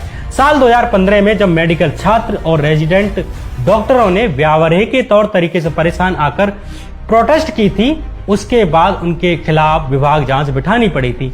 कई कर्मचारियों का कहना है कि वे खुद ऐसे गवाहों में या ऐसे मामलों में गवा रहे हैं जिनमें कि व्यावहरे ने पोस्टमार्टम से छेड़छाड़ कर गलत रिपोर्ट तैयार की। यहाँ पर भी एक बात का जिक्र करना जरूरी है कि लोहिया के परिजनों का कहना है कि उन्होंने जब जज लोहिया का शव देखा था तो उनकी शर्ट खून से भीगी हुई थी। फॉरेंसिक रिपोर्ट भी सर पर चोट का इशारा करती है, लेकिन पोस्टमार्टम रिपोर्ट में खून की बात का जिक्र ही नहीं है, उसमें सब सामान्य दिखाया गया है। पोस्टमार्टम रिपोर्ट में लिखा है कि शरीर पर कोई चोट के ही निशान नहीं थे, न खून के धब्बे थे, जबकि लोहिया के परिजन कहते हैं कि जज लोहिया की शर्ट खून से सनी हुई थी। हु किल्ड जस्टिस लोहिया के लेखक निरंजन टाकले जब जज लोहिया के पिता हरकिशन लोहिया से मिलने गए तो हरकिशन लोहिया ने उन्हें जज लोहिया के कपड़े दिखाए जो एक पॉलिथीन में संभाले हुए रखे थे, जिनसे लिपट कर की आज भी जज लोहिया का बेटा अनुज लोहिया उन्हें याद करता है, इमोशनल होता है। उन्हें वो शर्ट भी दिखाई गई जो खून से सनी हुई थी, लेकिन पोस्टमार्टम रिपोर्ट में ये सब तथ्य गायब हैं कि जज लोहिया की शर्ट खून से सनी हुई थी या उनके सर पर चोट के निशान थे। जज लोहिया की पोस्टमार्टम रिपोर्ट से ये तथ्य क्यों गायब हैं, किसके कहने पर गायब हैं और क्या छुपाने के लिए गायब हैं, ये एक सवाल है। ऐसी कई बातें हैं जो इस बात की तरफ इशारा करती हैं कि जज लोहिया की पोस्टमार्टम रिपोर्ट से छेड़छाड़ की गई थी। तारीखों में इतनी भारी गड़बड़ है और कड़े का जिक्र किए जाने से भी इस बात पर प्रश्न खड़े होते हैं कि पोस्टमार्टम रिपोर्ट जज लोया की ही थी या किसी और की। शुरू से लेकर एंड तक इतने तथ्य हैं जो कहते हैं कि एक ईमानदार जज अपनी मौत के बाद कम से कम एक स्वतंत्र जांच तो डिजर्व करता था। अगर हम अपने न्यायाधीशों को ही प्रोटेक्ट नहीं कर सकते तो न्याय को कैसे बचा पाएंगे। जज लोया की मौत की जांच के लिए ये कहना नहीं है कि कोई नेता ही इसके लिए गुनहगार है। न मैं किसी एक शख्स को इसके लिए जिम्मेदार मानता। मैं बस इतना जानता हूँ कि जज लोया को न्याय मिलना चाहिए और हत्यारों को पहचाना जाना चाहिए, चाहे वे कोई भी हों। ये जज लोया पर बनाई सीरीज का तीसरा एपिसोड था। इससे पहले इसी चैनल पर 2 एपिसोड आ चुके हैं। आप अगर पहली बार इस चैनल पर आए हैं तो इसे सब्सक्राइब कर लीजिए। अगर आपको ये वीडियो पसंद आई है तो लाइक का बटन जरूर दबाकर जाइए। ऐसा करने से वीडियो को अधिक रीच मिलती है और इससे मुझे भी थोड़ा प्रोत्साहन मिलता है। अगर आपको लगता है कि आपको इस चैनल को आर्थिक मदद करनी चाहिए तो इस चैनल को ज्वाइन कर सकते हैं। इसके लिए आपको चैनल पर दिख जाएगा। आपकी थोड़ी सी मदद भी इस चैनल को जीवित रखने में मदद करेगी। आने वाले एपिसोड में हम सोहराबुद्दीन और तुलसीराम प्रजापति के उस मामले को टटोलने की कोशिश करेंगे जिस मामले की सुनवाई जज लोया कर रहे थे, जिसके बाद की उनकी मौत हो गई। जिस मामले में सीबीआई ने अमित शाह को दोषी माना था और उन्हें जेल की यात्रा करनी पड़ी थी। तब तक के लिए इस चैनल के बाकी वीडियो देख लीजिए। तब तक के लिए नमस्कार।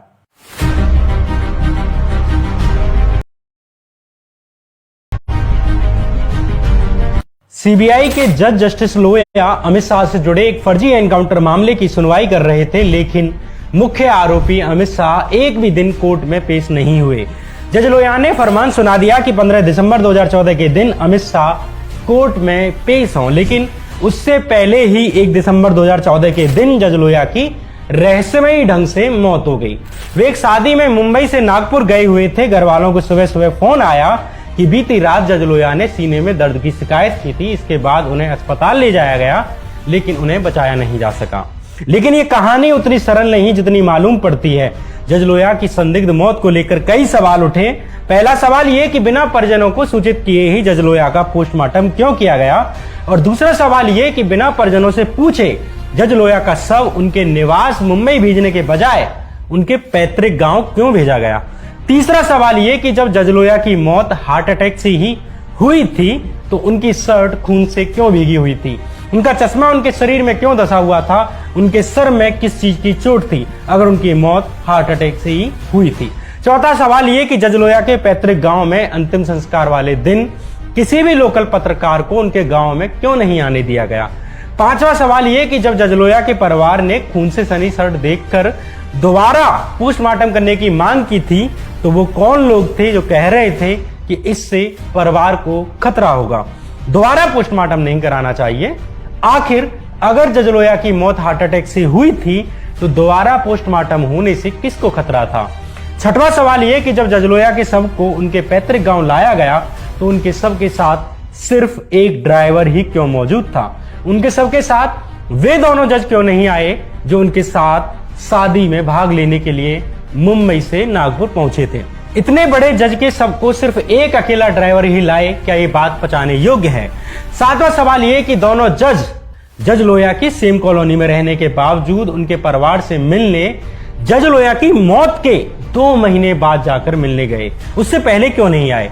दोनों जजों को एक ही कॉलोनी में होने के बावजूद उन्हें श्रद्धांजलि देने के लिए आने में 2 महीने का वक्त कैसे लग गया। अगर ये मौत प्राकृतिक मौत ही थी, इसमें कोई रहस्य नहीं था।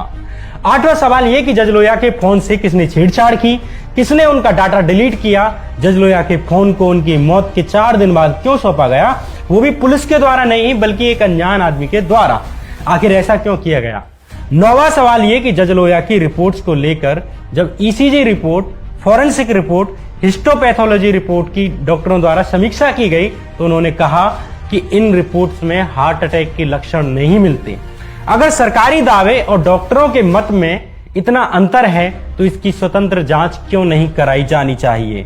इसलिए जज लोया पर बनाई इस सीरीज के इस तीसरे एपिसोड में हम बात करेंगे जज लोया की उस आखिरी रात की जिसमें छुपे हुए हैं कई राज जो उगलते हैं इस सवाल का जवाब कि हु किल्ड जस्टिस लोया, जज लोया को किसने मारा। नमस्कार, मैं श्याम मीरा सिंह। जज लोया की जिस वक्त मौत हुई उस वक्त वो सिर्फ एक ही मामले की सुनवाई कर रहे थे और वो मामला था सोहराबुद्दीन फर्जी एनकाउंटर मामला। इस मामले के मुख्य आरोपी थे अमित शाह। जज लोया ने अमित शाह को कोर्ट में पेश होने का हुक्म सुना दिया था, लेकिन अगली सुनवाई से पहले ही जज लोया की संदिग्ध परिस्थितियों में मौत हो गई। जज लोया की मौत की खबर को ब्रेक करने वाले इन्वेस्टिगेटिव पत्रकार निरंजन टाकले ने अपनी किताब हु किल्ड जस्टिस लोया में इसके कुछ रहस्यों को खोला है, जो जज लोया की मौत के प्राकृतिक मौत होने पर सवाल खड़े करते हैं।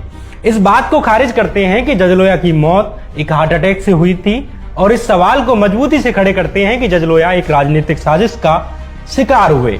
जज लोया की भांजी नुपुर बेयानी ने इस किताब में जज लोया के उस आखिरी दिन को लेकर कुछ चीजें बताई हैं। जज लोया की मौत के वक्त नुपुर बेयानी जज लोया के घर पर रहकर ही पढ़ाई कर रही थी। नुपुर का कहना है कि 29 दिसंबर 2014 के दिन जज लोया ऑफिस गए हुए थे। दो जजों ने लोया से अचानक एक शादी में भाग लेने के लिए नागपुर चलने के लिए कहा। ये दो लोग थे, जज श्रीकांत कुलकर्णी और जज SM मोडक। यहां कमाल की बात यह है कि जज लोया से पूछने से पहले ही इन दोनों जजों ने उनकी टिकट भी बनवा रखी थी, ऐसा नुपुर बेयानी का कहना है। लोया को मनाने के बाद अगला पड़ाव उनकी पत्नी को सूचना देने का था। जज लोया की पत्नी शर्मिला को लोया ने फोन करके कहा कि उनके कपड़े ऑफिस ही भिजवा दिए जाएं, जहां से वे उनके साथी जजों के साथ दुरंतो एक्सप्रेस ट्रेन से सीधे नागपुर जाएंगे। जज लोया की भांजी नुपुर बेयानी के अनुसार जज लोया बिना बताए घर से कभी कहीं नहीं जाते, नागपुर जाना तो दूर की बात। नुपुर बेयानी आगे कहती हैं कि सामान ऑफिस ही भिजवाने की बात से शर्मिला मामी अचरज में थी। मामा कहीं भी यात्रा करने से पहले मामी को एडवांस में बता दिया करते थे। मामी ने कहा कि नागपुर जाने से पहले ऑफिस से घर आ जाएंगे, लेकिन उन्होंने कहा कि वे सीधे रेलवे स्टेशन जाएंगे। ये बातें जज लोया की भांजी नुपुर बेयानी ने हु किल्ड जस्टिस लोया किताब में कही हैं। तीनों जजों जस्टिस लोया और उनके दोनों साथियों ने 29 नवंबर 2014 की रात मुंबई से ट्रेन पकड़ी और सुबह नागपुर पहुंच गए। दोनों जजों के मुताबिक सुबह स्टेशन से उतरने के बाद वे नागपुर के सिविल लाइंस में स्थित सरकारी गेस्ट हाउस रवि भवन पहुंच गए। रवि भवन एक भव्य सरकारी गेस्ट हाउस है, जहां बड़े से बड़े नेता और अधिकारी ठहरते हैं।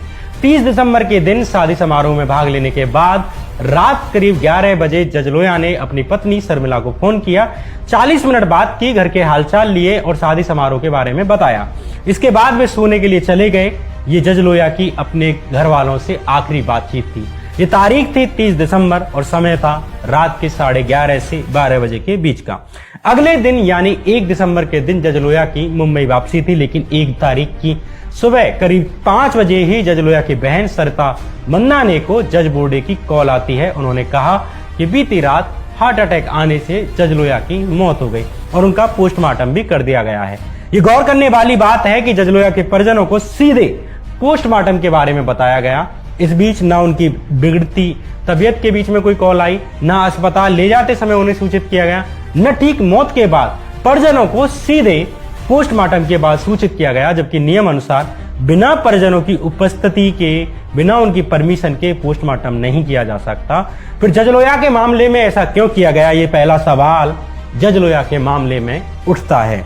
जज बोर्डे ने लोया की दूसरी बहन डॉक्टर अनुराधा बेयानी को भी कॉल किया और सब लोगों को नागपुर आने के बजाय उनके पैतृक गांव गाटे गांव पहुंचने के लिए कहा कि गाटे गांव ही सीधे सब पहुंचाया जा रहा है, जहां पर कि उनके परिवार का कोई सदस्य नहीं रहता था सिवाय जज लोया के पिता के। यहां पर भी परिवार से नहीं पूछा गया कि लोया का शव मुंबई लाया जाए या उनके पैतृक गांव गाटे गांव। परिवार वालों को जज बोर्डे ने फोन पर बताया कि रात करीब 12:30 बजे जज लोया की छाती में दर्द होना शुरू हुआ और ऑटो रिक्शा द्वारा उन्हें नागपुर के एक प्राइवेट अस्पताल दांडे अस्पताल ले जाया गया, जहां कुछ दवाइयां दी गई। चूंकि यहाँ ECG मशीन खराब थी, इसलिए उन्हें मेडिट्रीना अस्पताल ले जाया गया, जहां अस्पताल पहुंचने से पहले ही उनकी मौत हो गई। यहाँ एक छोटा सा पेच और है। जज बोर्डे ने जब लोया की बहन सरिता मंदाने को कॉल किया था, उस वक्त वे औरंगाबाद के शारदा अस्पताल में भर्ती अपने एक भतीजे को लेने जा रही थी। ये सुबह का वक्त था। सरिता जब अस्पताल पहुंची तो ईश्वर बहेती नाम का एक अनजान आदमी उन्हें वहां मिला। ये आदमी उनके परिवार को समझाने लगा कि नागपुर जाने का कोई फायदा नहीं है, क्योंकि सबको गाटे गांव भेजा जा रहा है और मैं रात से ही नागपुर के लोगों से बात कर रहा हूं। अब सवाल यह उठता है कि ये ईश्वर बहेती जो RSS का सदस्य था, उसे कैसे खबर मिलती है कि जज लोया की बहन उसी वक्त शारदा अस्पताल में हैं, जबकि ये ऐसी बात थी जो उनके खुद के परिवार के अलावा शायद ही किसी को मालूम हो, और वो भी सुबह के 5 बजे। दूसरा सवाल ये कि जज लोया का परिवार ना तो ईश्वर बहेती को जानता था, ना ही वो उससे परिचित था, और वो जज लोया के मामले में इतना बढ़ चढ़कर हिस्सा क्यों ले रहा था। ये सवाल मेरे नहीं है, बल्कि जज लोया की बहन सरता मंदाने और उनके पिता हरकिशन लोया के हैं। इसमें भी सबसे बड़ी रहस्य की बात यह है कि इसी ईश्वर बहेती ने ही 4 दिन बाद जाकर जज लोया का फोन उनके परिजनों को सौंपा था, और जब परिजनों ने फोन चेक किया तो उसमें सारे कॉल, सारे मैसेज डिलीट मिले। जज लोया की बहन अनुराधा बयानी कहती हैं कि ब्रज के साथ पहले घटने वाली कई घटनाएं मुझे मालूम थी। मोबाइल मिलने के तुरंत बाद मैंने फोन चेक किया। उसकी मौत की खबर आने से 1 या 2 दिन पहले ही उसके मोबाइल पर एक मैसेज आया था, और मैसेज में लिखा था कि सर, इन लोगों से दूर और सुरक्षित रहें, ये खतरनाक लोग हैं। ये मैसेज फोन में था, लेकिन जब हमें फोन मिला तो उसमें से ये सब मिटा दिया गया। जब हमने ईश्वर बहेती से पूछा कि इसमें उनकी कॉल्स मैसेज का जो रिकॉर्ड था वो कहाँ है, उसके पास इसका कोई जवाब नहीं था। यहाँ जज लोया की बहन अनुराधा बयानी का थोड़ा जिक्र जरूरी है। अनुराधा बयानी एक डॉक्टर हैं और अपने भाई जज लोया के काफी करीबी थी। जज लोया को स्वास्थ्य से संबंधित जब भी कोई तकलीफ होती थी तो वो सबसे पहले अपनी बहन को ही बताते थे। अनुराधा बयानी का कहना है कि उनके भाई को कभी भी कोई हार्ट की प्रॉब्लम नहीं थी, ना वे शराब पीते थे, ना ही कोई उनमें कोई दूसरे तरह का नशा था, ना उनके परिवार में किसी को भी हार्ट अटैक की समस्या थी। उनके पिता तो करीब 80 की उम्र के होने जा रहे हैं, इसके बावजूद जज लोया को हार्ट अटैक कैसे आ सकता है। इसके अलावा इन्हीं अनुराधा बयानी ने जज लोया के कपड़ों पर खून देखकर दोबारा पोस्टमार्टम की बात कही थी, लेकिन अन्य लोगों ने उन्हें चुप करा दिया। इन्हीं अनुराधा बयानी ने कारवा मैगजीन के सामने खुलासा किया कि जज लोया ने उन्हें और उनके परिवार को बताया था कि अमित शाह के फेवर में फैसला सुनाने के लिए बॉम्बे हाईकोर्ट के चीफ जस्टिस मोहित शाह ने उन्हें 100 करोड़ रिश्वत देने की बात की पेशकश की थी। अमित शाह के फेवर में फैसला सुनाने के लिए दबाव बनाने की बात और रिश्वत की पेशकश वाली बात को जज लोया के परिवार के अलावा उनके दोस्तों ने भी स्वीकारा है। कहा है कि जज लोया ने उनको भी ये बात कही थी। जज लोया की भतीजी नुपुर बयानी बताती हैं कि जज लोया के साथ नागपुर जाने वाले दोनों जज भी लोया की मौत के बाद उनके परिवार से मिलने नहीं आए। वे कोई 2 महीने बाद जाकर परिवार से मिले। जब अनुराधा बयानी ने इन दोनों जजों से उस रात के बारे में पूछा तो उन्होंने बताया कि उन्हें दर्द उठने पर एक ऑटो रिक्शा द्वारा दांडे अस्पताल ले जाया गया, जहां वे खुद सीढ़ियों से चढ़कर गए। परिजनों ने बाद में नागपुर जाकर दांडे अस्पताल से इलाज की डिटेल लेने की कोशिश की, लेकिन अस्पताल प्रशासन ने इलाज की डिटेल नहीं दी। जज लोया के परिवार को ये बात भी एक रहस्य की तरह सताती है कि रवि भवन एक वीआईपी गेस्ट हाउस है, जहां गृह मंत्री, सुप्रीम कोर्ट के जज सरी के लोग ठहरते हैं। वहां ऐसे कैसे हो सकता है कि एक जज को एक ऑटो रिक्शे से अस्पताल ले जाया जाए और कोई भी कार वहां पर मौजूद ना हो। ऊपर से रवि भवन एक ऐसी जगह पर स्थित है जहां दिन में भी रिक्शा मिलना नामुमकिन है। वहां आधी रात में लोया के साथी जजों ने ऑटो की व्यवस्था कैसे की होगी। ये बात जज लोया पर किताब लिखने वाले निरंजन टाकले ने भी अपनी किताब में कही है कि वे बहुतों बार नागपुर गए हैं और नागपुर भवन को भी कई बार देखा है। जिस एरिया में रवि भवन मौजूद है वहां दूर दूर तक दिन में कोई ऑटो रिक्शा नहीं मिलता, फिर आधी रात में ऑटो रिक्शा मिलना कैसे संभव है। इसके अलावा बड़ा सवाल ये भी उठता है कि जजों ने जज लोया की स्थिति बिगड़ने पर परिवार वालों से क्यों संपर्क नहीं किया, रवि भवन के रिसेप्शन से संपर्क क्यों नहीं किया। दूसरा बड़ा अहम सवाल यह है कि इतने बड़े प्रसिद्ध भव्य गेस्ट हाउस में उस वक्त एक भी कार क्यों नहीं मौजूद थी। जज लोया को ऑटो से ले जाना क्यों पड़ा। दूसरे अचरज की बात यह है कि जब रात 12:30 बजे से ही जज लोया की तबीयत बिगड़ रही थी तो इस दरमियान उनके परिवार को या उनके परिवार के किसी सदस्य को सूचित क्यों नहीं किया गया। जज लोया के परिजनों को तब जाकर सूचित किया गया जबकि उनकी मौत हो चुकी थी। सिर्फ मौत ही नहीं हो चुकी थी बल्कि उनका पोस्टमार्टम भी हो चुका था। दर्द होने से यानी कि 12:30 बजे से सुबह के करीब 6-7 बजे तक के इतने अंतराल में उनके परिवार को कोई कॉल क्यों नहीं की गई, ये एक बड़ा सवाल है। यहाँ पर भी कई बड़े पेच हैं। सबसे बड़ी बात यह कि रवि भवन में इतनी बड़ी घटना हो गई, हार्ट अटैक भी आया, इतने बड़े जज की मौत हो गई, लेकिन रवि भवन के एक भी कर्मचारी को कोई खबर नहीं लगी कि यहाँ पर कोई ऐसी घटना हुई है। क्या ये हैरानी की बात नहीं है कि जज लोया की मौत के अगले 3 साल तक रवि भवन के कर्मचारियों को यह पता ही नहीं था कि यहाँ ठहरे एक जज को हार्ट अटैक आया था और उनकी मौत हो गई थी। अगर ये घटना रवि भवन में ही घटी थी तो इतनी बड़ी घटना के बावजूद वहां के कर्मचारी कैसे अनजान रह सकते हैं? ये बात चकित जरूर करती है, लेकिन ये सत्य है। रवि भवन के कर्मचारियों को जज लोहिया की मौत की खबर 3 साल बाद जाकर लगी, जब 3 साल बाद जज लोहिया के परिवार के ऊपर कारवां मैगजीन ने स्टोरी ब्रेक की थी और राजनीतिक गलियारों में भूकंप मच गया था। इसके बाद जब मीडिया वाले नागपुर के रवि भवन पहुंचने लगे और कर्मचारियों से जज लोहिया के साथ हुई घटना के बारे में पूछने लगे, तब जाकर उन्हें इस घटना के बारे में मालूम चला कि इस तरह की कोई घटना यहाँ पर हुई थी। कारवां मैगजीन पर छपी एक खबर के अनुसार रवि भवन के प्रशासन, रिसेप्शन, रूम सर्विस और इंजीनियरिंग विभाग के 17 पुराने और 15 नए कर्मचारियों से बात करने पर जो बयान बाहर आए हैं, वे जजों के बयानों पर प्रश्न खड़ा करते हैं, जो कहते हैं कि जज लोहिया को हार्ट अटैक आया था और उन्हें अस्पताल ले जाया गया था। कारवां मैगजीन के मुताबिक जजों के बयान जिस तरह भीषण हलचल भरी गतिविधि की तरफ इशारा करते हैं, उसके विपरीत उस दिन वहां कहीं कोई हलचल ही नहीं थी। मामला एकदम शांतिपूर्ण था।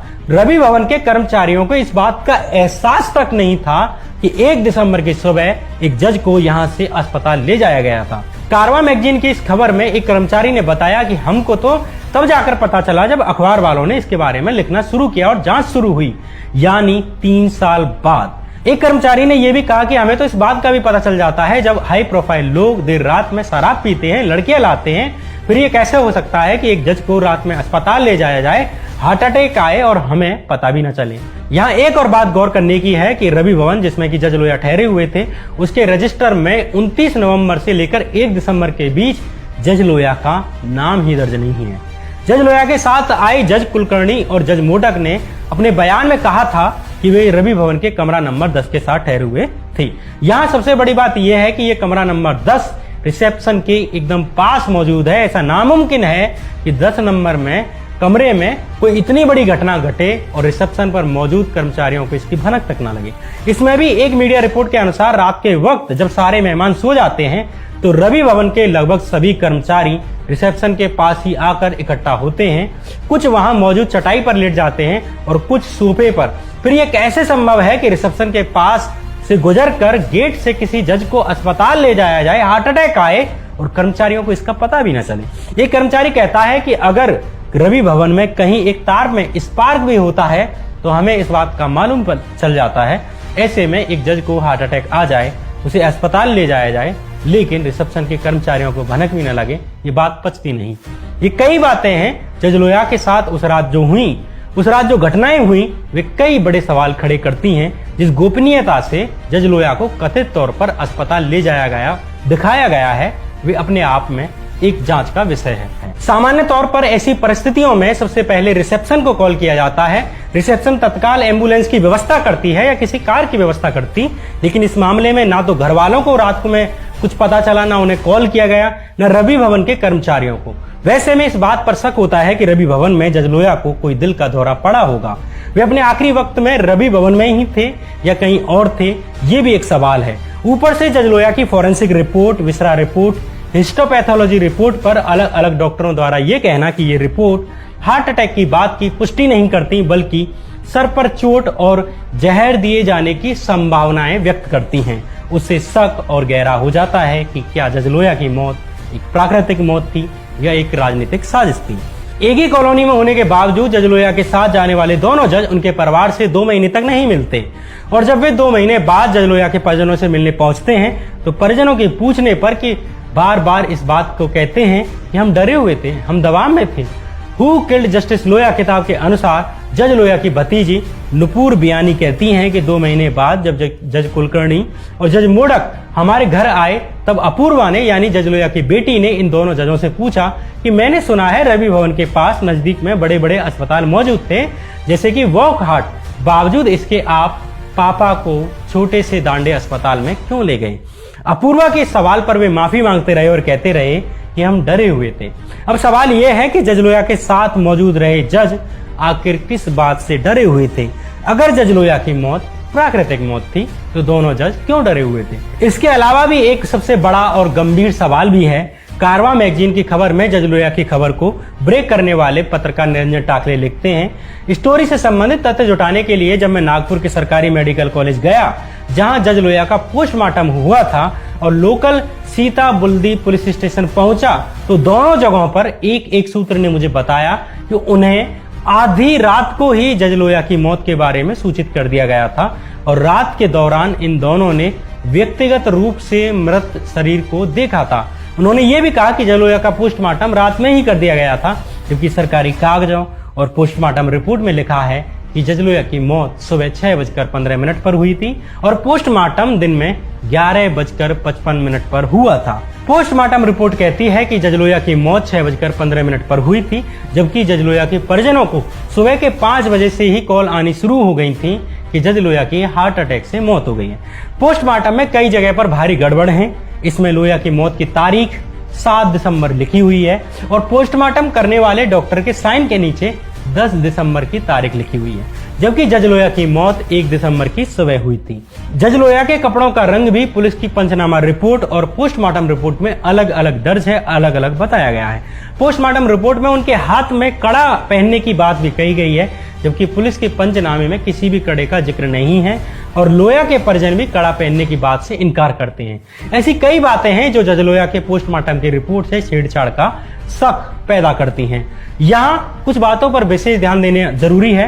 जज लोहिया का पोस्टमार्टम नागपुर के Indira Gandhi government medical college के फॉरेंसिक मेडिसिन विभाग के हेड डॉक्टर मकरंद व्यावहरे के नेतृत्व में किया गया था। मकरंद व्यावहरे अपनी डॉक्टरी के अलावा अपने राजनीतिक संपर्कों के लिए भी जाने जाते हैं। देवेंद्र फडणवीस की तत्कालीन सरकार में वित्त मंत्री रहे सुधीर मुंगेत्वार से उनकी नजदीकी की रिश्तेदारी है। मीडिया रिपोर्ट्स के अनुसार डॉक्टर मकरंद व्यावहरे ने जज लोहिया के पोस्टमार्टम निरीक्षण को भी निर्देशित किया था। जज लोहिया की मौत पर लिखी गई दूसरी किताब सप्ताह की सूली में लिखा है कि लोहिया के पोस्टमार्टम के दौरान मौजूद एक छात्र ने भी ये बात स्वीकार की थी कि एक जूनियर डॉक्टर को डॉक्टर मकरंद व्यावहरे ने उस समय फटकार कर चुप करा दिया जब उसने लोहिया के सर की जांच के दौरान पीछे लगे घाव पर सवाल उठाने की कोशिश की थी। मकरंद व्यावहरे का अतीत भी ऐसा ही रहा है। साल 2015 में जब मेडिकल छात्र और रेजिडेंट डॉक्टरों ने व्यावहरे के तौर तरीके से परेशान आकर प्रोटेस्ट की थी, उसके बाद उनके खिलाफ विभाग जांच बिठानी पड़ी थी। कई कर्मचारियों का कहना है कि वे खुद ऐसे गवाहों में या ऐसे मामलों में गवा रहे हैं जिनमें कि व्यावहरे ने पोस्टमार्टम से छेड़छाड़ कर गलत रिपोर्ट तैयार की। यहाँ पर भी एक बात का जिक्र करना जरूरी है कि लोहिया के परिजनों का कहना है कि उन्होंने जब जज लोहिया का शव देखा था तो उनकी शर्ट खून से भीगी हुई थी। फॉरेंसिक रिपोर्ट भी सर पर चोट का इशारा करती है, लेकिन पोस्टमार्टम रिपोर्ट में खून की बात का जिक्र ही नहीं है, उसमें सब सामान्य दिखाया गया है। पोस्टमार्टम रिपोर्ट में लिखा है कि शरीर पर कोई चोट के ही निशान नहीं थे, न खून के धब्बे थे, जबकि लोहिया के परिजन कहते हैं कि जज लोहिया की शर्ट खून से सनी हुई थी। हु किल्ड जस्टिस लोहिया के लेखक निरंजन टाकले जब जज लोहिया के पिता हरकिशन लोहिया से मिलने गए तो हरकिशन लोहिया ने उन्हें जज लोहिया के कपड़े दिखाए जो एक पॉलिथीन में संभाले हुए रखे थे, जिनसे लिपट कर की आज भी जज लोहिया का बेटा अनुज लोहिया उन्हें याद करता है, इमोशनल होता है। उन्हें वो शर्ट भी दिखाई गई जो खून से सनी हुई थी, लेकिन पोस्टमार्टम रिपोर्ट में ये सब तथ्य गायब हैं कि जज लोहिया की शर्ट खून से सनी हुई थी या उनके सर पर चोट के निशान थे। जज लोहिया की पोस्टमार्टम रिपोर्ट से ये तथ्य क्यों गायब हैं, किसके कहने पर गायब हैं और क्या छुपाने के लिए गायब हैं, ये एक सवाल है। ऐसी कई बातें हैं जो इस बात की तरफ इशारा करती हैं कि जज लोहिया की पोस्टमार्टम रिपोर्ट से छेड़छाड़ की गई थी। तारीखों में इतनी भारी गड़बड़ है और कड़े का जिक्र किए जाने से भी इस बात पर प्रश्न खड़े होते हैं कि पोस्टमार्टम रिपोर्ट जज लोहिया की ही थी या किसी और की। शुरू से लेकर एंड तक इतने तथ्य हैं जो कहते हैं कि एक ईमानदार जज अपनी मौत के बाद कम से कम एक स्वतंत्र जांच तो डिजर्व करता था। अगर हम अपने न्यायाधीशों को ही प्रोटेक्ट नहीं कर सकते तो न्याय को कैसे बचा पाएंगे। जज लोहिया की मौत की जांच के लिए ये कहना नहीं है कि कोई नेता ही इसके लिए गुनहगार है, न मैं किसी एक शख्स को इसके लिए जिम्मेदार मानता।